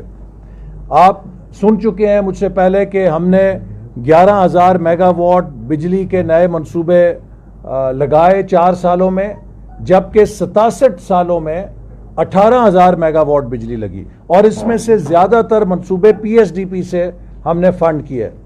اسی طرح 2,000 کلومیٹر موٹر ویز تعمیر ہوئیں، جیسے آپ کو شہباز شریف صاحب نے بھی بتایا. اس وقت پاکستان کنیکٹیوٹی ریولوشن کے دھانے پہ آ گیا تھا. پورے ملک کے اندر بلوچستان، سندھ، خیبر پختونخوا، پنجاب، آزاد کشمیر، گلگت بلتستان، یہ سب جڑ رہے تھے. اور اس کنیکٹیوٹی ریولوشن کے اوپر جس ترقی کی بنیاد رکھی جانی تھی، جب وہ باری آئی تو نالائقوں کو حکومت دے دی گئی، جنہوں نے وہ بنیادیں ڈھا دی ہیں بجائے یہ کہ وہ آگے لے کر جائیں. آپ کو جو ایک بلنڈر، ان کا وقت کم ہے، میں صرف بھاشا ڈیم کے اوپر بات کرنا چاہتا ہوں. دیامیر بھاشا ڈیم پاکستان کی فوڈ سیکیورٹی کا سب سے اہم منصوبہ ہے. اس کے اوپر بہت سیاست ہوتی رہی. میں ابھی کراکرم ہائی وے کے ذریعے گلگت بلتستان گیا تھا، راستے میں بھاشا اور ڈیم کی جگہ بھی دیکھی اور پورا وہاں پہ دیامیر تک دیکھتا گیا. تو میں بڑی دوربین دیکھ کے دیکھتا رہا کہ وہاں پہ مجھے کوئی کرسی، کوئی چارپائی، کوئی ٹینٹ نظر آ جائے. ان لوگوں کا جنہوں نے کہا تھا کہ ہم ٹینٹ لگا کے یہاں پہ ڈیم تعمیر کریں گے، کوئی نظر نہیں آیا وہاں پہ. لیکن جو بات میں بتانا چاہتا ہوں وہ یہ ہے کہ دیامیر بھاشا ڈیم کا PC1 اپریل 2018 میں ہماری حکومت نے منظور کیا تھا، اور اس کے لیے 24 ارب ہم نے 2018-19 کے بجٹ میں رکھے تھے. اور ہمارا یہ ٹارگٹ تھا کہ اس کو 2018-19 کے اندر شروع کیا جانا چاہیے. 24 ارب روپے بجٹ میں رکھے گئے تھے. اس حکومت نے 1 روپیہ اس میں سے خرچ نہیں کیا، جبکہ اس سے پہلے ہم 124 ارب روپے سے اس کی زمین کی خریداری مکمل کر چکے تھے. بھاشا ڈیم ہمارے آنے تک بھاشا ڈیم کی زمین تک نہیں خریدی گئی تھی. ہم نے 124 ارب روپے، ہم نے نہ کسی کے آگے کشکول پھیلایا، نہ کسی سے چندے کی اپیل کی. یہ ڈیم جو ہے یہ کوئی خیراتی ادارہ نہیں ہے، یا وہ مسجد کی تعمیر نہیں ہے جس کے لیے آپ ایک ڈبہ لے کے سڑک کے کنارے بیٹھ جائیں کہ جی ہم نے ڈیم بنانا ہے. دنیا ہنستی ہے ہم پر، ہم پہ مذاق کیا گیا. ہمارے دشمن ملک نے مذاق اڑایا کہ یہ کیسا ملک ہے، یہ ڈیم بھی نہیں بنا سکتا. ہم نے 124 ارب روپے سے زمین خریدی, کسی سے چندہ نہیں مانگا, اپنے وسائل سے خریدی, اور اپنے وسائل سے ہی اس کو مکمل کرنا تھا, لیکن اس پہ ناٹک کیا گیا. اب میں آپ کو جو چیز بتانا چاہتا ہوں کہ یہ اتنا اہم منصوبہ ہے کیونکہ اس میں 6,000 تقریباً 6 ملین ایکڑ فیٹ واٹر ریزروائر ہے جو فوڈ سیکیورٹی کے لیے درکار ہے. اس منصوبے کو یہ نیلم جیلم بنانے جا رہے ہیں اپنی نالائکی سے. اپریل 2018 میں جب اس کا PC1 منظور ہوا 480 روپے کی لاگت سے, تو ڈالر اس وقت تقریباً 110 روپے کا تھا. آج وہ ڈالر 170 روپے کا ہے. آپ 170 روپے کے ڈالر پہ اس کی جو 2 سال پرانی تخمین ہے اسے کیسے لے سکتے ہیں؟ ان 2 سالوں میں جو انفلیشن ہوئی ہے اس نے ہر کنسٹرکشن میٹیریل کو, سیمنٹ کو, سریے سٹیل کو, ہر چیز کو, ایکوپمنٹ کو مہنگا کر دیا ہے. ڈی ویلیویشن کے نتیجے میں مہنگائی آ گئی ہے. تو آج وہ 480 ارب روپے کا تخمینہ ارریلیونٹ ہے. پلاننگ منسٹری میں جس PC1 کو 2 سال ہو جاتے تھے ہم اسے متروک سمجھتے تھے اور نیا کاسٹ ایسٹیمیٹ کرتے تھے. یہ 2 سال پرانے کاسٹ کے اوپر جو ڈیم بنانے جا رہے ہیں وہ غیر حقیقت پسندانہ لاگت ہے جس کے نتیجے میں ان کے پاس وسائل نہیں اور اس منصوبے کو بیمار کر دیں گے. اب آ جائیے سی پیک کے اوپر. ہم نے الحمدللہ سی پیک کو 4 سالوں میں کاغذ کے ٹکڑے سے 29 ارب ڈالر کی سرمایہ کاری میں تبدیل کیا. ہمارے زمانے میں سی پیک ٹویٹر پہ نہیں چلتا تھا, زمین کے اوپر چلتا تھا. آج سی پیک زمین پہ نہیں چل رہا, صرف ٹویٹر پہ چلتا ہے. جیسے کہ پوری حکومت ٹویٹر اور سوشل میڈیا پہ چل رہی ہے, وہ زمین پہ نہیں ہے اس کا پیر, عوام کے ساتھ اس کا تعلق نہیں ہے. یہ سوشل میڈیا کا ٹرینڈ بنا کے سمجھتے ہیں کہ ہم نے حکومت کا حق ادا کر دیا ہے. حکومتیں سوشل میڈیا کے ٹرینڈ بنانے سے نہیں چلتی, عوام کو ریلیف دینے سے بنتی ہیں. تو سی پیک کے اندر ہم نے جو ترجیحات بنائی تھیں اس میں جو سب سے اہم ترجیح اب 2020 اور 25 کے درمیان تھی وہ انڈسٹریل کوآپریشن تھی, جہاں پہ سی پیک کا اصل ڈیویڈنڈ آنا تھا. تقریباً 50 سے 60 لاکھ نوکریاں پاکستان میں چین سے آنی تھیں ان 9 اسپیشل اکنامک زونز کے ذریعے جن کی نشاندہی ہو گئی تھی, جن پر اتفاق ہو گیا تھا, اور 2020 تک ان کا انفراسٹرکچر مکمل ہونا تھا. اس حکومت نے 2 سالوں میں ایک بھی اسپیشل اکنامک زون کا انفراسٹرکچر مکمل نہیں کیا. نہ صرف انفراسٹرکچر مکمل نہیں کیا بلکہ جو میکرو اکنامک فریم ورک تھا ہماری معیشت کا اسے بھی تباہ کر دیا, جس کے بعد کوئی سرمایہ کار اب پیسہ لگانے کے لیے تیار نہیں. جس ملک میں ہر روز روپے کی قیمت لڑکتی ہے وہاں پہ کون سا فورن انویسٹر آ کے انویسٹمنٹ کرے گا؟ تو اس بے یقینی سے انہوں نے اس انڈسٹریل کوآپریشن کو بھی خراب کر دیا. ویسٹرن روٹ نے دسمبر 2018 تک مکمل ہو جانا تھا, لیکن ڈیرہ اسماعیل خان سے ہاکلا یا برہان تک جو ویسٹرن روٹ ہے جس سے اس پورے ہمارے بلوچستان اور خیبر پختونخوا کے جو ساؤتھ ایریاز ہیں, ڈسٹرکٹس ہیں, ان کو انقلاب ملتا, آج تک وہ ویسٹرن روٹ مکمل نہیں ہوا. 2 سال کی تاخیر ہو چکی ہے چونکہ اس کے فنڈ کاٹ لیے گئے. کراکرم ہائی وے پہ تھا کوٹ رائے کوٹ کے درمیان حصہ رہ گیا تھا. اگر آپ یہاں سے جائیں حویلیاں سے تو تھا کوٹ تک آپ کو انٹرنیشنل سڑک ملتی ہے, لیکن تھا کوٹ سے رائے کوٹ کے درمیان جو سڑک ہے اس کے لیے جو فنڈ ہم نے مختص کیے تھے وہ PTI نے اپنے MNS کو بانٹ دیے ہیں. نتیجہ یہ کہ آج کراکرم ہائی وے کا وہ جو حصہ ہے وہ بدترین شکست و ریخت کا شکار ہے.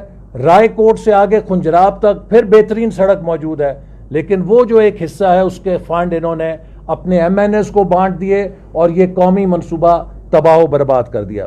اسی طرح جو ان کا ہمارے چھوٹے صوبوں کے منصوبے تھے جس میں گلگت, چترال اور چک درہ کی سڑک شامل تھی, اسے 6ٹی JCC میں منظور کیا گیا اور اس پر ہم نے کام شروع کیا. ان 2 سالوں کے اندر حکومت نے اس منصوبے کو بھی بجٹ سے نکال دیا اور کوئی اس کے اوپر پیش رفت نہیں کی. نتیجہ یہ ہے کہ گلگت، چترال اور چک درا کی جو راستہ ہے اس پہ پسماندگی ہے.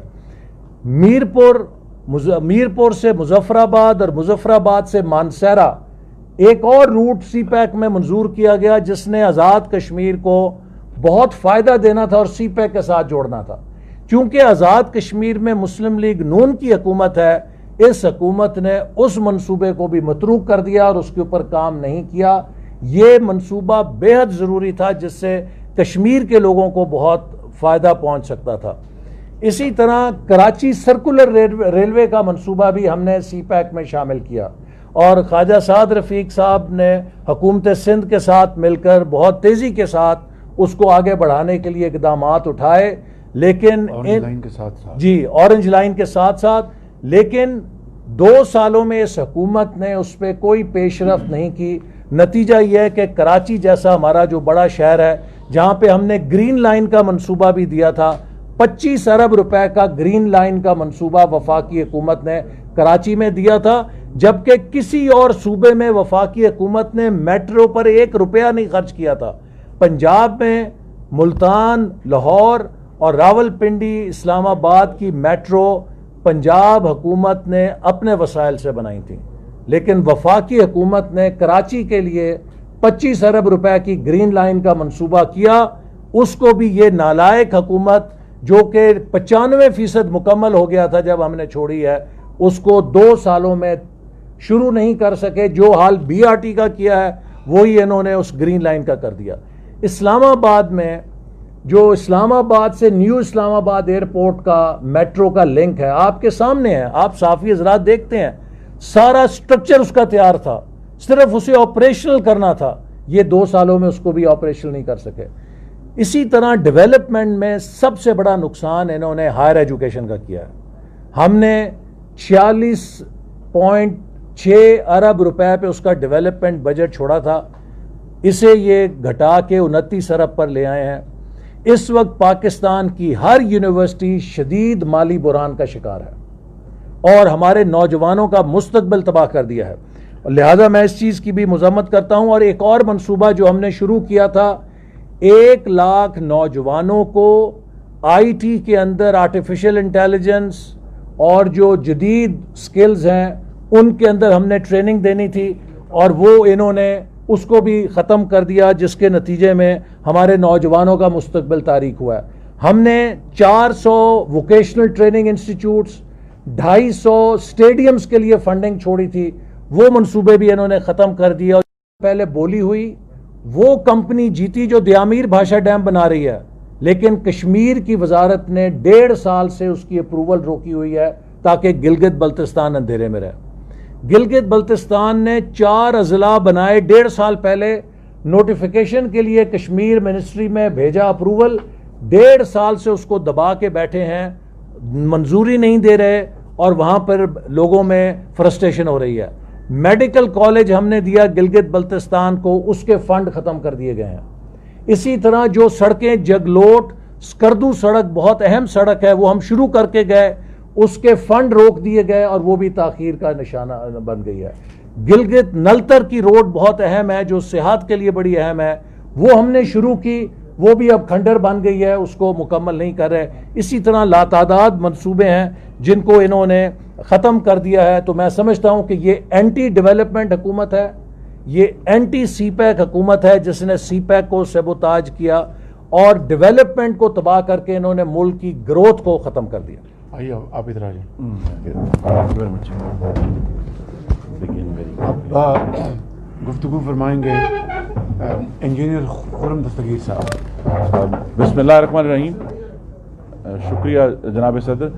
موجودہ حکومت فاشزم اور کرپشن اور نالائکی کا ایک ایسا زہریلا مرکب ہے جس نے پاکستان کی حاکمیت کی چولیں ہلا دی ہیں. اور جو فاشزم کا معاملہ ہے ہمیں یاد رکھنا چاہیے کہ یہ وہ عمرانی جتھا ہے جو پارلیمنٹ کے جنگلے بس مار کر چکا ہے، जो पाकिस्तान टेलीविज़न पर डंडों से कब्जा कर चुका है, जो इस्लामाबाद की सड़कों पर इस्लामाबाद पुलिस के अफसरों और अहलकारों को ज़दोकोब कर चुका है। ये वो लोग हैं जो इस इस्लामाबाद के ऊपर अक्टूबर 2016 में हमलावर हुए थे बाकायदा मुसल्ला होकर। तो ये वो लोग हैं, और अब जो पहले हमारी हुकूमत पर हमलावर थे, आज वो आईने पाकिस्तान पर हमलावर हैं, जिसकी सबसे बड़ी मिसाल आप सब हजरात यहाँ मौजूद हैं, ख़वातीन और हजरात, कि उसकी जो पहली कैजुअल्टी थी वो मीडिया बना। कि मीडिया में हमने ये देखा कि जो इंडिपेंडेंट जर्नलिस्ट थे उनको निकाला गया उनके जॉब से, जो वाजिबात रोककर टीवी चैनल्स को अपने दबाव में लाया गया, ऑपोजिशन के लीडर्स के साथ चलते हुए इंटरव्यू हमने बंद होते हुए देखे हैं, ऑफ एयर वो खींचे गए। चैनल्स को कई दिन बंद होने पर इस हुकूमत ने मजबूर किया। जो इंडिपेंडेंट एंकर्स थे उनके शो बंद करवाए, बाज के ऑन होते हैं फिर बंद हो जाते हैं। और हमने ये देखा है कि ऑपोजिशन लीडर की रैलीज, मरीम नवाज ने पिछले साल जो रैलीज दिखाई उनका कंप्लीट ब्लैकआउट किया। तो पहली जिसे कहते हैं कि पहली जो कैजुअल्टी थी, जो पहला जख्मी हुआ इस फॉशिज्म का शिकार, वो पाकिस्तान में इजहार राय की आज़ादी थी। दूसरा शिकार हमने देखा कि इसी तरह जिस तरह आज़ाद मीडिया को हिट किया, जो आज़ाद जज थे उनको हिट किया, उनके ऊपर रेफरेंसेस फाइल हुए और आज तक वो दबाव जारी है उसके ऊपर। तीसरी बात जो पार्लियामान का हमने इस दफ़ा हाल बनते हुए देखा है, मोहतरम ख़वातीन हज़रात, मैंने अपनी पार्लिमानी ज़िंदगी में इस हुकूमत से पहले वफाकी वज़रा को ऐवान के अंदर बलवा करते हुए नहीं देखा, गालियां निकालते हुए नहीं देखा, नारे लगाते हुए नहीं देखा। और इस सारे का मकसद यही फॉशिज्म का तरीक़ाकार है कि ये फिर जो आईनी इदारे हैं उनकी तौकीर को तबाह करते हैं, उनको बेतौकीर करते हैं। और एक जो बहुत बड़ा हिस्सा हमने देखा है इस हुकूमत का, वो ये है कि गैर मुंतखब मुशीरों के जरिए हुकूमत चला रहे हैं और सूबों के हकूक पर हमला आवर हैं। मुस्तकिल 18वीं तरमीम, 18वीं तरमीम आइन का कोई अलहदा पार्ट नहीं जिसे आप पकड़ के निकाल सकते हैं, वो अब आइन पाकिस्तान है और उसके बारे में आप मुस्तकिल अफवाह साजी करते हैं। और फिर जो उसका मेन हिस्सा था कि नेशनल फाइनेंस कमीशन का जो इन्होंने ऐलान किया मई में, जो कि पूरी कोशिश थी कि किसी भी तरह इसको मैनिपुलेट करके, साजबाज करके सूबों के वसाइल जो हैं वो उनसे वापस खींचे जाएं। मुस्लिम लीग नून ने, सदर पार्टियां मौजूद हैं, उस नोटिफिकेशन को चैलेंज किया। अल्लाह के करम से हमें कामयाबी हुई और हुकूमत को हमने मजबूर किया कि वो नेशनल फाइनेंस कमीशन का नया नोटिफिकेशन जो है वो जुलाई में इनको करना पड़ा, जो कि कुछ बेहतर है पहले से, लेकिन अभी भी उसमें बहुत इशूज हैं। और जो इसमें फॉशिज्म की सबसे बड़ी मिसाल हमने देखी है, जिसमें से 3 हजरात मेरे दाएं पर बैठे हैं, जो कि एहतसाब बतौर इंतकाम, एहतसाब बतौर ज़ाती बुग़्ज़, एहतसाब बतौर ज़ाती अनाद, ये हमने देखा है। और ये बात जो है, बजाय ये कि हम कहें, शहबाज शरीफ साहब की जब बेल हुई, लाहौर हाई कोर्ट ने लिखा कि सबूत के और शवाहिद का एक टुकड़ा भी इस अदालत के सामने पेश नहीं किया गया। एहसन इकबाल साहब की बेल हुई, वही अल्फाज रिपीट हुए कि सबूत, कोई शवाहिद रिपीट नहीं हुए। शाहिद खान अब्बासी साहब यहां बैठे थे, एक सबूत का टुकड़ा उनके खिलाफ पेश नहीं हुआ। और साद रफीक साहब के केस में, जो यहाँ इनके भाई सलमान रफीक भी हमारे साथी हैं और कॉलीग हैं, सुप्रीम कोर्ट ने एक 87 सफ़े की तारीखी जजमेंट दी है, जिसमें बार बार एक ही लफ्ज लिखा गया है कि नैब इन हजरात के और दूसरे लोग जो नैब का शिकार हुए हैं उनके बुनियादी आईनी हकूक कुचलने के लिए इस्तेमाल किया गया। और फिर यह बात ह्यूमन राइट्स वॉच ने भी की है। यहां तक कि हमारी जो अपनी एक आईनी इदारा है, काउंसिल ऑफ इस्लामिक आइडियोलॉजी, उन्होंने कहा है कि नैब का ये असूल कि जी जिस पर इल्जाम लगे वो अपने आप की गवाही साबित करे और अपनी बेगुनाही साबित करे, ये भी गैर आईनी है। और यूरोपियन यूनियन ने कहा कि इसको जो है वो वन साइडेड इस्तेमाल किया जा रहा है। तो अब आप देख लीजिए कि Lahore high court, Islamabad high court, supreme court of Pakistan, human rights watch, European union, council of Islamic ideology सिर्फ एक बात कर रहे हैं कि नैब यक तरफा इंतकाम के लिए इस्तेमाल हो रहा है। अभी तक किसी भी मुस्लिम लीग नून के जो अमायदीन हैं जिनके ऊपर केसेस हुए हैं, जिनको 8-8 महीने 10-10 महीने, इंजीनियर कमरुल इस्लाम जो सबसे पहले पकड़े गए थे उनको इतने महीने रखा गया। शहबाज शरीफ साहब 133 दिन हिरासत में थे। क्यों थे? क्यों? कोर्ट में जब मामला आता है, देखिए पीआईडी में बैठ के इल्जाम लगाने, कागज लहराने बहुत आसान काम है, लेकिन जब कोर्ट के सामने जाते हैं तो ये नीचे गिर जाते हैं। उसके बाद हमने ये भी देखा है कि सदर पाकिस्तान की जो ऑर्डिनेंस इशू करने की ताकत है उसका बहुत ही बेजा और गैर आईनी इस्तेमाल हुआ है कि हमने ये सुना इस अभी जो पार्लिमानी साल खत्म हुआ है कि ऑर्डिनेंसेस की तादाद 31 थी, जो कवानीन बड़े और छोटे कौमी असेंबली ने पास की उनकी तादाद 30 थी। तो ये भी एक आपके सामने इस फिस्तायत का एक तरीक़ेकार है कि हुकूमत को ऑर्डिनेंस के ज़रिए चलाया जा रहा है। हमने ये भी देखा है कि जो बहुत अहम आइनी उमूर हैं उसमें सदर मुमलिकत जो हैं वो एक मामले को, जो उनका फ़र्ज़ है इस पूरी फेडरेशन का एक फिगर और होने के हेड होने के, कि जब इलेक्शन कमीशन ऑफ पाकिस्तान के मेंबरान की तैनाती का मामला था वहाँ ख़राबी हुई, उसके बाद अभी हमने देखा ही NFC में भी ख़राबी हुई। तो यहाँ बार बार हम ये देख रहे हैं कि ये हुकूमत जो है ये फिस्तायत का एक इस्तारा बन चुकी है। और अगर मीडिया के मामले में किसी को शक था तो अब गालिबन 150 दिन हो गए हैं मीर शकील रहमान साहब को नैब का शिकार हुए। तो जिस आले को अपोजिशन को और आज़ाद आवाज़ों को बंद करने के लिए इस्तेमाल किया जा रहा है वही आला मीडिया पर भी इस्तेमाल हो रहा है। दूसरी मैंने बात बहुत ब्रीफली करप्शन के बारे में करनी है। देखिए हमारा एक ही सवाल है कि अगर BRT में चोरी नहीं की तो तलाशी क्यों नहीं देते? अगर मालम जब्बा में चोरी नहीं की तो तलाशी क्यों नहीं देते?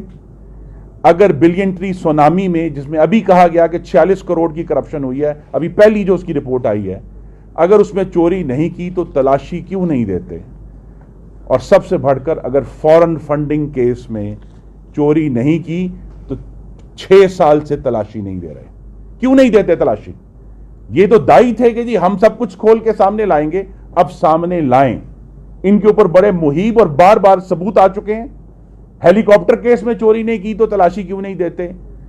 और मोहतरम ख़वातीन व हज़रात, अगर पाकिस्तान के अवाम की दवाइयाँ जो 400% 300% बढ़ी हैं उसमें चोरी नहीं की तो तलाशी क्यों नहीं देते? जो आटा मुस्लिम लीग नून के आखिरी दिन मैं याद करा दूं 31 मई 2018 को 33 रुपए किलो था, अगर आज वो 75 रुपए किलो है तो उसकी तलाशी क्यों नहीं देते? जो बात सदर पार्टी ने की कि वो 66 लाख टन गंदुम किसने चोरी की है, वो कौन उसकी तलाशी देगा? हमारा डिमांड है उसकी तलाशी दी जाए। और शुगर के ऊपर आपने देखा है बड़ा शोर डाला कि जी हमने बड़ी शफाफियत की, हमने पहले FIA की रिपोर्ट बनाई, हमने फोरेंसिक कमीशन बनाया।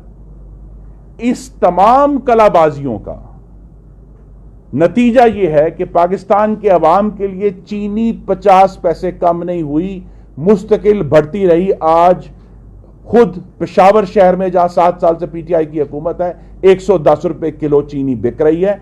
इसकी तलाशी कौन देगा?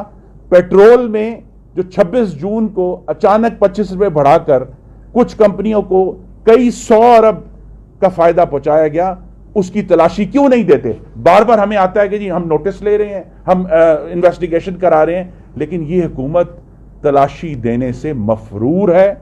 और ये जो बात है कि इन्होंने बहुत कोशिश की है कि मीडिया को, अपोजिशन को दबाकर ये काम चले, लेकिन ये तजर्बा इमरानी नाकाम हो चुका है। ये मुआशी तौर पर भी नाकाम हो गया है, ये खारजा पॉलिसी में नाकाम हो गया है, और ये पाकिस्तान को जमहूरी वफाकी तरीके से भी चलाने में नाकाम हो गया। Thank you very much. अब आखिरी स्पीकर हैं जी ख्वाजा साहब। ये ख्वाजा साहब आप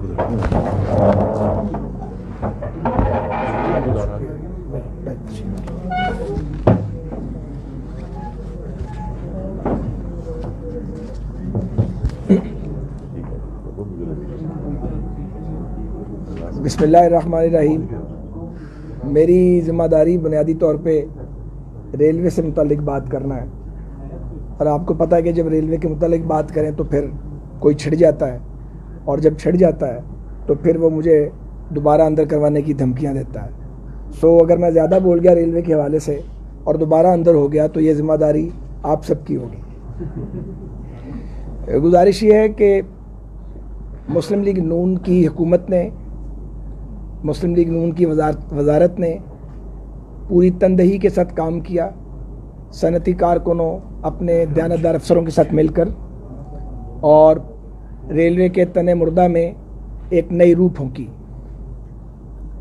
ہمیں جب ریلوے سونپی گئی تو 18 ارب روپے ہمارا ریونیو تھا سال کا.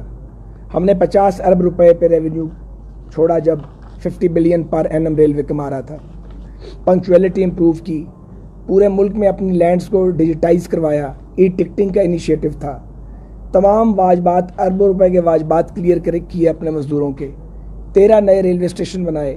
ہم نے ریلوے کے اندر تقریباً 200 لیول کراسنگ جو تھے وہ صوبائی حکومتوں کی مدد سے ان کو فنڈز ارینج کر کے ان کو وہاں پہ لیول کراسنگ لگائے، سگنلز لگائے، اور بالکل ایک نئی ڈرائیو نظر آتی تھی. جو فوج کی سپلائی ہے اس کو 4 ٹائم ہم نے امپروو کیا. اسی طرح ہم نئے لوکوموٹیو لے کے آئے، چائنیز بھی اور امریکن بھی، اور جو ساہیوال کا کول فائرڈ پاور پلانٹ ہے اس کے لیے ایک انپریسیڈنٹڈ کول سپلائی آپریشن شروع کیا جو پاکستان کی 72 سالہ تاریخ میں پہلی بار تھا.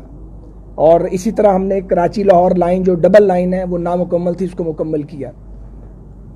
سبی اور ہرنائی جو 4 ضلعوں کو لنک کرتی ہے، وہاں پہ ٹریک اڑ گیا ہوا تھا 12 سال سے بلاسٹ کی وجہ سے اور سیلابوں کی وجہ سے، اس کی تقریباً تکمیل ہو گئی تھی. لیکن آپ یہ دیکھیے 20 دن کا آئل سٹاک تھا ہمارے پاس. آج جو صاحب سب سے زیادہ دعوے کرتے ہیں اور جنہیں صرف اپنا سبجیکٹ نہیں پتہ باقی ہر بات کا پتہ ہے، 2 دن کا آئل سٹاک رہ گیا. ریلوے کا خسارہ تقریباً جب ہم چھوڑ گئے تھے اس سے 13-14 ارب اوپر چلا گیا. انکم کم ہو چکی ہے، ٹرینیں غلیظ ہیں، وائی فائی کا نظام تباہ ہو گیا ہے، ای ٹکٹنگ ختم ہو گئی ہے تقریباً. اب کسی کو ٹھیکے بھی دے رہے ہیں کیونکہ سب لوگوں کو نکال دیا ہے. جو 13 ریلوے اسٹیشن بنائے تھے ان میں ریلوے نے لیز کرنے کے لیے، چونکہ جدید اسٹیشن ہے وہاں کمرشل ایریاز رکھے تھے وہ خالی پڑے ہیں. رائل پام جو صاحب کا کلب تھا ہم نے ایک لمبی ایفرٹ کر کے اس کو ریلیز کروایا.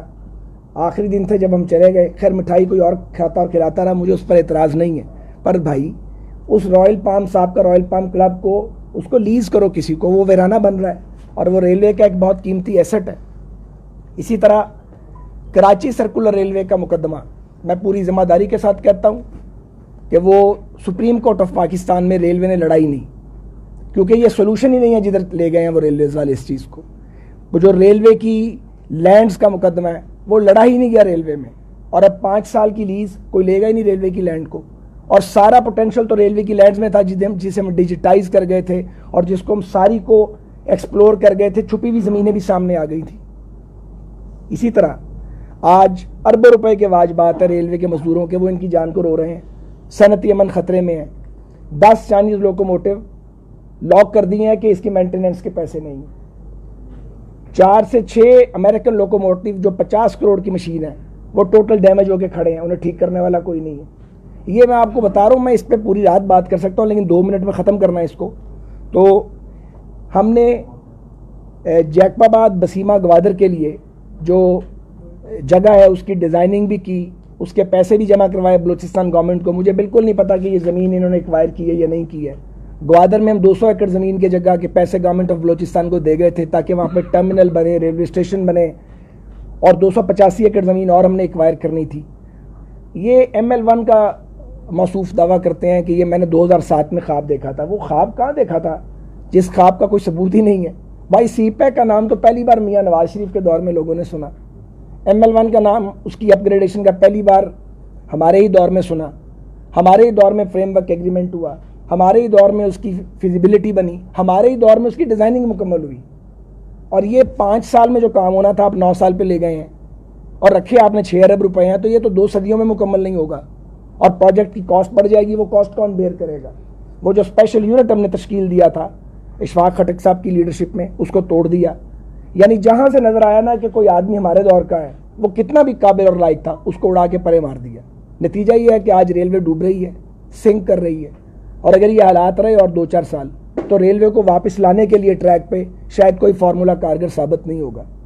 میں تو ذاتی طور پہ ریلوے کی نجکاری کا مخالف رہا ہوں، اور میری حکومت نے بھی ہماری مدد کی، اور ہم نے دیسی فارمولے سے اور دیسی ٹوٹکے سے اس کو چلا کے نجکاری کے خطرے سے نکال لیا تھا. ہم پرائیویٹ پبلک پارٹنرشپ میں لے کے جا رہے تھے کہ ریگولیٹری باڈی کے طور پہ ریلوے گورنمنٹ کے پاس رہے، مگر موجودہ حکومت نے تو ستیہ ناش کر کے رکھ دی ہے. یہ تو چند باتیں ہیں جی ریلوے کے بارے میں.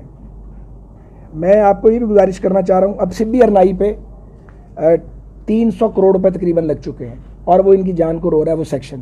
بھئی اس کو مکمل کرو، 90% کمپلیٹ ہو گیا ہے، وہاں ریلوے اسٹیشن بن گئے ہیں، وہاں ایف سی کے ساتھ ایک کانٹریکٹ اور سیکیورٹی کا اور ٹرین کو چلا دو، لوگوں کی زندگیوں کو آسان کرو. جو نئی ٹرینیں چلائی ہیں وہ 75% خسارے والی ٹرینز ہیں. کوئی صدر صاحب کو خوش کرنے کے لیے چلائی گئی، کوئی وزیر اعظم صاحب کو خوش کرنے کے لیے ٹرین چلائی گئی، نیٹ رزلٹ 0 ہے. اب ایک ایک کر کے بند کرنی پڑ رہی ہیں، تو ایک تباہی مچی ہوئی ہے. مجھے صرف مختصر یہ گزارش کرنی ہے، ساری باتیں ہو چکی ہیں، کہ کچھ عرصہ پہلے گلف کے ایک ملک نے اسرائیل کو تسلیم کیا ہے، تو نظر یہ آ رہا ہے کہ اسرائیل کا انفلوئنس بڑھے گا عرب ممالک میں، گلف میں اور اس ریجن میں. ظاہر ایک گرینڈ پلان ہوگا، اور اسرائیلی جو ہیں وہ ہندوستان کے کلوزسٹ الائز ہیں، تو پاکستان پر بھی اس کے اثرات لازمی پڑیں گے. میں یہ سوال پوچھنا چاہتا ہوں کہ کیا قومی قیادت اسے کہتے ہیں کہ بجائے آپ جو بین الاقوامی یا عالمی یا قومی چیلنجز ہیں ان کا مقابلہ کرنے کے لیے سر جوڑیں، آپ لوگوں کو گھسیٹیں، ان کو ڈریگ کریں، ان کو جیلوں میں ٹھونسیں، جھوٹ بولتے رہیں، لوگ جیلوں سے باہر آ جائیں، پھر ان کو دوبارہ بھیجنے کے اوپر فکر مندی کریں. اس طرح ملک چلتے ہیں؟ کیا پاکستان آگے بڑھ رہا ہے؟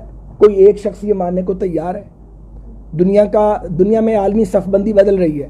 پاکستان کے جو پالیسی میکرز ہیں ان کے پاس وقت ہی نہیں ہے، حکمرانوں کے پاس وقت ہی نہیں ہے کہ وہ کوئی پازیٹیو بات کریں. انہیں شریف خاندان کو ٹارگٹ کرنے سے فرصت ملتی ہے تو وہ پی ایم ایل این کو ٹارگٹ کرتے ہیں، اس سے فرصت ملتی ہے تو وہ اپوزیشن کی باقی پارٹیز کو ٹارگٹ کرتے ہیں. ایسے تو ملک نہیں چل سکتا.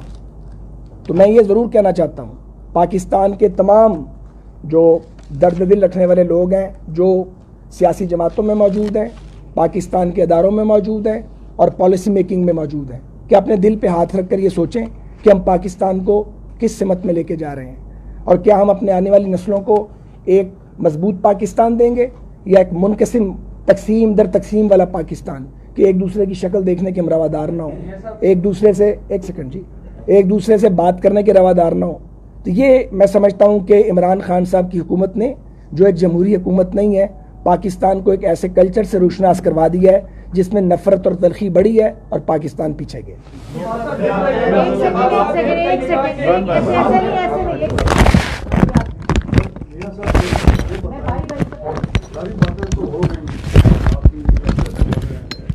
ساری باتیں ہو گئی تو پھر اب سوال کس بات کا؟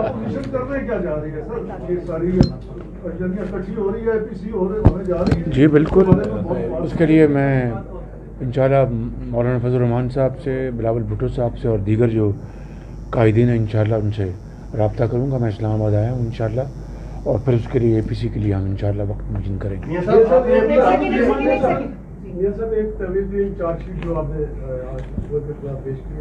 چارج شیٹ نہیں، فیکٹس بتائے ہیں. لوگوں کے مسائل اس میں کوئی شک نہیں ہے، لیکن سر 2 سال کا عرصہ گزرا اس حکومت کا، ہم نے اپوزیشن کو اس طرح فعال، اتنی بھاری بھرکم اپوزیشن اس میں موجود ہے، لیکن کوئی ٹف ٹائم ہم نے نہیں دیکھا. لوگ آپ کے اندر ہوتے رہے، آپ خود گرفتار ہوئے، لیکن کوئی سڑکوں پہ اپوزیشن کو نہیں دیکھا، کوئی ایجوکیشن ہمیں نظر نہیں آیا. اس کی وجوہات کیا تھی؟ کوئی کمپرومائزنگ پالیسیز نہیں، قطعاً ایسی کوئی بات نہیں. ہم نے ایک بطور ایک رسپانسبل اپوزیشن ہم نے پورا قوم کو بتایا کہ ہم ان کو وقت دینا چاہتے ہیں، یہ اپنی پوری طرح جو بھی ان کی صلاحیتیں ہیں وہ قوم کے سامنے لے آئیں. ان کو بھرپور ان کو سپورٹ ملی ان کو، اور اس کے باوجود بھی یہ ناکامی ان کا مقدر ہے. وہ پوری قوم اس کو دیکھ رہی ہے، اور ہم نے آج کا جو سیشن ہے اسی لیے رکھا ہے کہ ان تمام ناکامیوں کو ہم اس کو ہائی لائٹ کریں، بتائیں، اور ان کا جو پروپیگنڈا ہے، جو 5th جنریشن کی جو بات کر رہے تھے، اس پروپیگنڈے کو ہم کاؤنٹر کریں.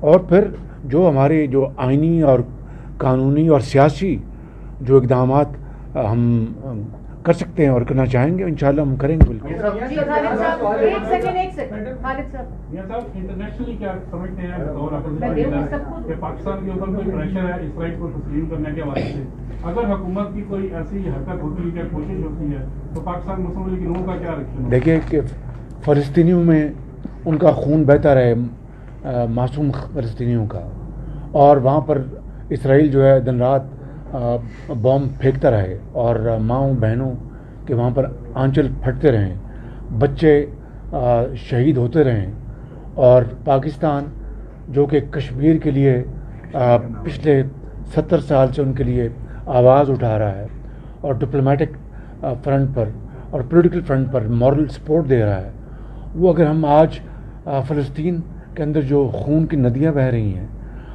और हम इसराइल को तस्लीम कर लें, तो मैं समझता हूँ कि ये इससे बड़ी और कोई ज़्यादती और मुनाफिकत नहीं हो सकती, ये मुमकिन नहीं है। जब तक कि फ़लस्तीन की आवाम को उनका हक़ नहीं मिलता, उसके बगैर ये बात सोचना भी, ये मैं समझता हूँ कि अपने और कौम के साथ धोखे के मुतरादिफ है। जी साजिद साहब मियां साहब ये बताइएगा, बातें हो रही हैं एक मरतबा फिर एनआरओ की, मियां नवाज शरीफ की वापसी की और सेहत के हवाले से कहा जा रहा है किस हद तक एनआरओ मांगा गया, क्योंकि कल शिबली फराज ने देखिए, मैंने शुरू में कहा कि, और मरीम औरंगज़ेब साहिबा ने, हमारे बाकी अकाबरीन ने ये कौम को बताया है कि वो कौन सा एनआरओ है, किसने मांगा है, वो लेके आए कौम के सामने। जो कमेटीज़ बनी अपना हाउस के लिए, वो स्पीकर ने मीटिंग्स उसको अपने कन्वीन की, ये मरीम साहब ने सारा बताया है। तो इसमें इस प्रोपेगेंडे का एक ही मकसद है कि इनकी जो गरीब आवाम की जो जेबें खाली की हैं और जो महंगाई आसमानों से बातें कर रही है, लाखों लोग जो बेरोज़गार हो चुके हैं और हो रहे हैं, कारखाने दुकानें जो बंद हो रही हैं, ये उससे तवज्जो हटाने के लिए ये इनका एक होशा हथकंडा, और उसके अलावा इसकी कोई अहमियत नहीं। और मियाँ साहब अल्लाह ताला उनको सेहत दे, जब जो ही वो सेहत याब होंगे और डॉक्टर्स उनको वहाँ से इजाज़त देंगे, वो तशरीफ़ ले आएंगे इंशाल्लाह। मियां साहब कश्मीर के हवाले से जो आपकी पार्टी के ख्वाजा आसिफ साहब ने बात की, कश्मीर का इशू 3 बार सलामती काउंसिल में जो है वो ज़ेर बहस आया, क्या पाकिस्तान की अचीवमेंट नहीं है? दूसरी बात ये कि कुलभूषण यादव के केस में मियां नवाज शरीफ साहब के बयान को दलील के तौर पर पेश किया गया भारतीय वकील की जानिब से, उस पर आपका क्या मौक़िफ़ है? नहीं देख, कश्मीर के मौक़िफ़ पर मियां नवाज शरीफ ने वहाँ पर यून में जाके जो तकरीर की है, वो अपना कौम के सामने है, वो कल की बात है। तो ये जो आप बात कर रहे हैं कि हमने कश्मीर कॉज को यानी सपोर्ट नहीं किया, मैं समझता हूँ कि ये हकीकत से एक इनहराफ है। कश्मीर जो हज़रत कायद आज़म ने कहा कि वो पाकिस्तान की शहरग है, और जो कहते थे कि जो मोदी का यार है वो गद्दार है, तो मोदी को टेलीफोन दिन रात कौन करते रहे? ये हकायक हैं। मैं इस बहस को मज़ीद इसको पॉइजनस नहीं करना चाहता, कहना चाहता हूँ कि पूरी कौम कश्मीर कॉज के ऊपर एक है, और हम हुकूमत को हम मुतनब्बे करते हैं और उनको वार्न करते हैं कि वो कश्मीर कॉज से अगर हटेंगे तो वो पूरी कौम उसके सामने एक दीवार बन के खड़ी होगी। बहुत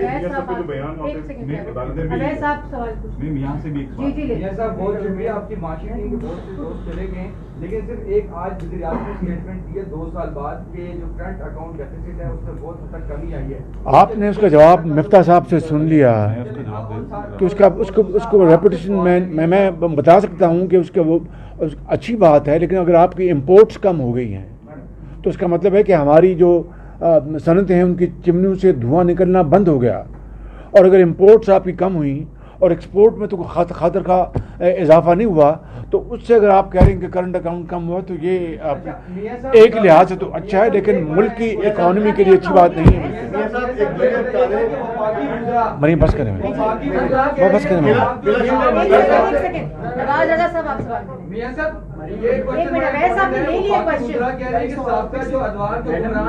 वो वाजिबुल कत्ल हैं, तो क्या इस फतवे की आप हमायत करते हैं या इसकी मुखातबत करते हैं? इतना बड़ी स्टेटमेंट, चलो ये जाके आप मौलाना साहब जाके फतवे की तस्दीक करवाएं। मियां साहब माशाल्लाह आप तवील अरसे के बाद इस्लामाबाद में मैं अभी चंद दिन पहले भी आया हुआ था, आपकी नजर करम इधर नहीं है। तो एक ट्रांसफर ये है कि मुस्लिम लीग नून और पीपल्स पार्टी APC में कोई ज्यादा दिलचस्पी नहीं ले रही और उस मसले को हल करने के लिए आप मैंने आपको गुजारिश की, अभी मैंने कहा जो आप तारीख आपका तैयार हो जाएगा इंशाल्लाह मेरी मुशावरत होगी, उसके बाद तारीख तय करेंगे मरीम आप खत्म करें। मियां साहब, आपने जो एक बड़ी ब्लीक पिक्चर जो है वो तमाम लोगों ने जो सामने रखी है, नहीं ब्लीक नहीं, हकायक सामने रखे हैं, बिल्कुल जो आप समझते हैं, और ये हकायक हैं। अगर आप समझते हैं कि खौफनाक हकायक हैं, हजारों करोड़ रुपए का पाकिस्तान का जैसे कहा गया कि नुकसान कर दिया गया है, तो क्या अपोजिशन इस नुकसान को मजीद होने देने में आप नहीं समझते कि वो अब तक जितना हुआ उसमें भी जिम्मेदार है? और अगर मजीद नहीं, कतई जिम्मेदार नहीं हम। और साथ ये भी मैं जानना चाहूंगा कि जो ये कहा जा रहा है कि आपने वो भी ये कतई जिम्मेदार नहीं है, मैं इसका जवाब करते हैं, वो भी साथ ही कि ये कहा जा रहा है कि आपने गारंटी दी थी कि मियां साहब जो है वो इलाज के लिए बाहर में 4 हफ्ते के लिए भेज दिया जाए और फिर मैं मान देता हूँ कि वापस आएंगे, तो उसकी भी अगर आप बता। ये देखिए, ये अदालत के सामने सारा मामला तय हुआ, अदालत आलिया के सामने तय हुआ, वो रिकॉर्ड निकाल कर आप देख लें कि वो कौन सी गारंटी मैंने दी है, तो आपको आपके सवाल का जवाब खुद मिल जाएगा।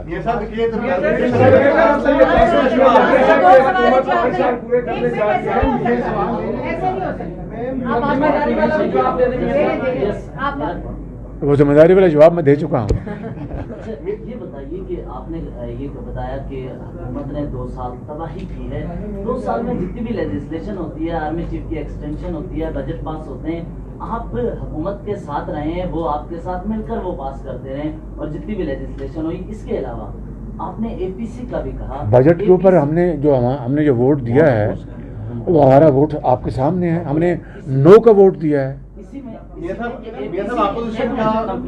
में आपने APC सर सवाल करें प्लीज। यही वही आ रहा है, APC का कहा, हमने माजी में भी देखा है, सदारत इंतखाब हो, वज़ारत उज़्मा के हवाले से हो, या फिर सेनेट चेयरमैन की तैनाती के हवाले से वहाँ पर मामलात हों, इन सब में APC फेल नजर आता है। देखिए, वज़ारत उज़्मा या सदारत के इंतखाब के वज़ारत उज़्मा या अपना सदारत के इंतखाबात के ऊपर जो आप बात कर रहे हैं, मैं गड़े मुर्दे यहाँ पर नहीं खोदूँगा। हम ऑपोजिशन इकट्ठे हैं, मैं आया हूँ, इंशाल्लाह मेरे अब राब्ते होंगे, और APC के लिए मैं तीसरी मरतबा कह रहा हूँ कि इंशाल्लाह उसके लिए पर हम डेट तजवीज़ करेंगे। बस करें, बस करें।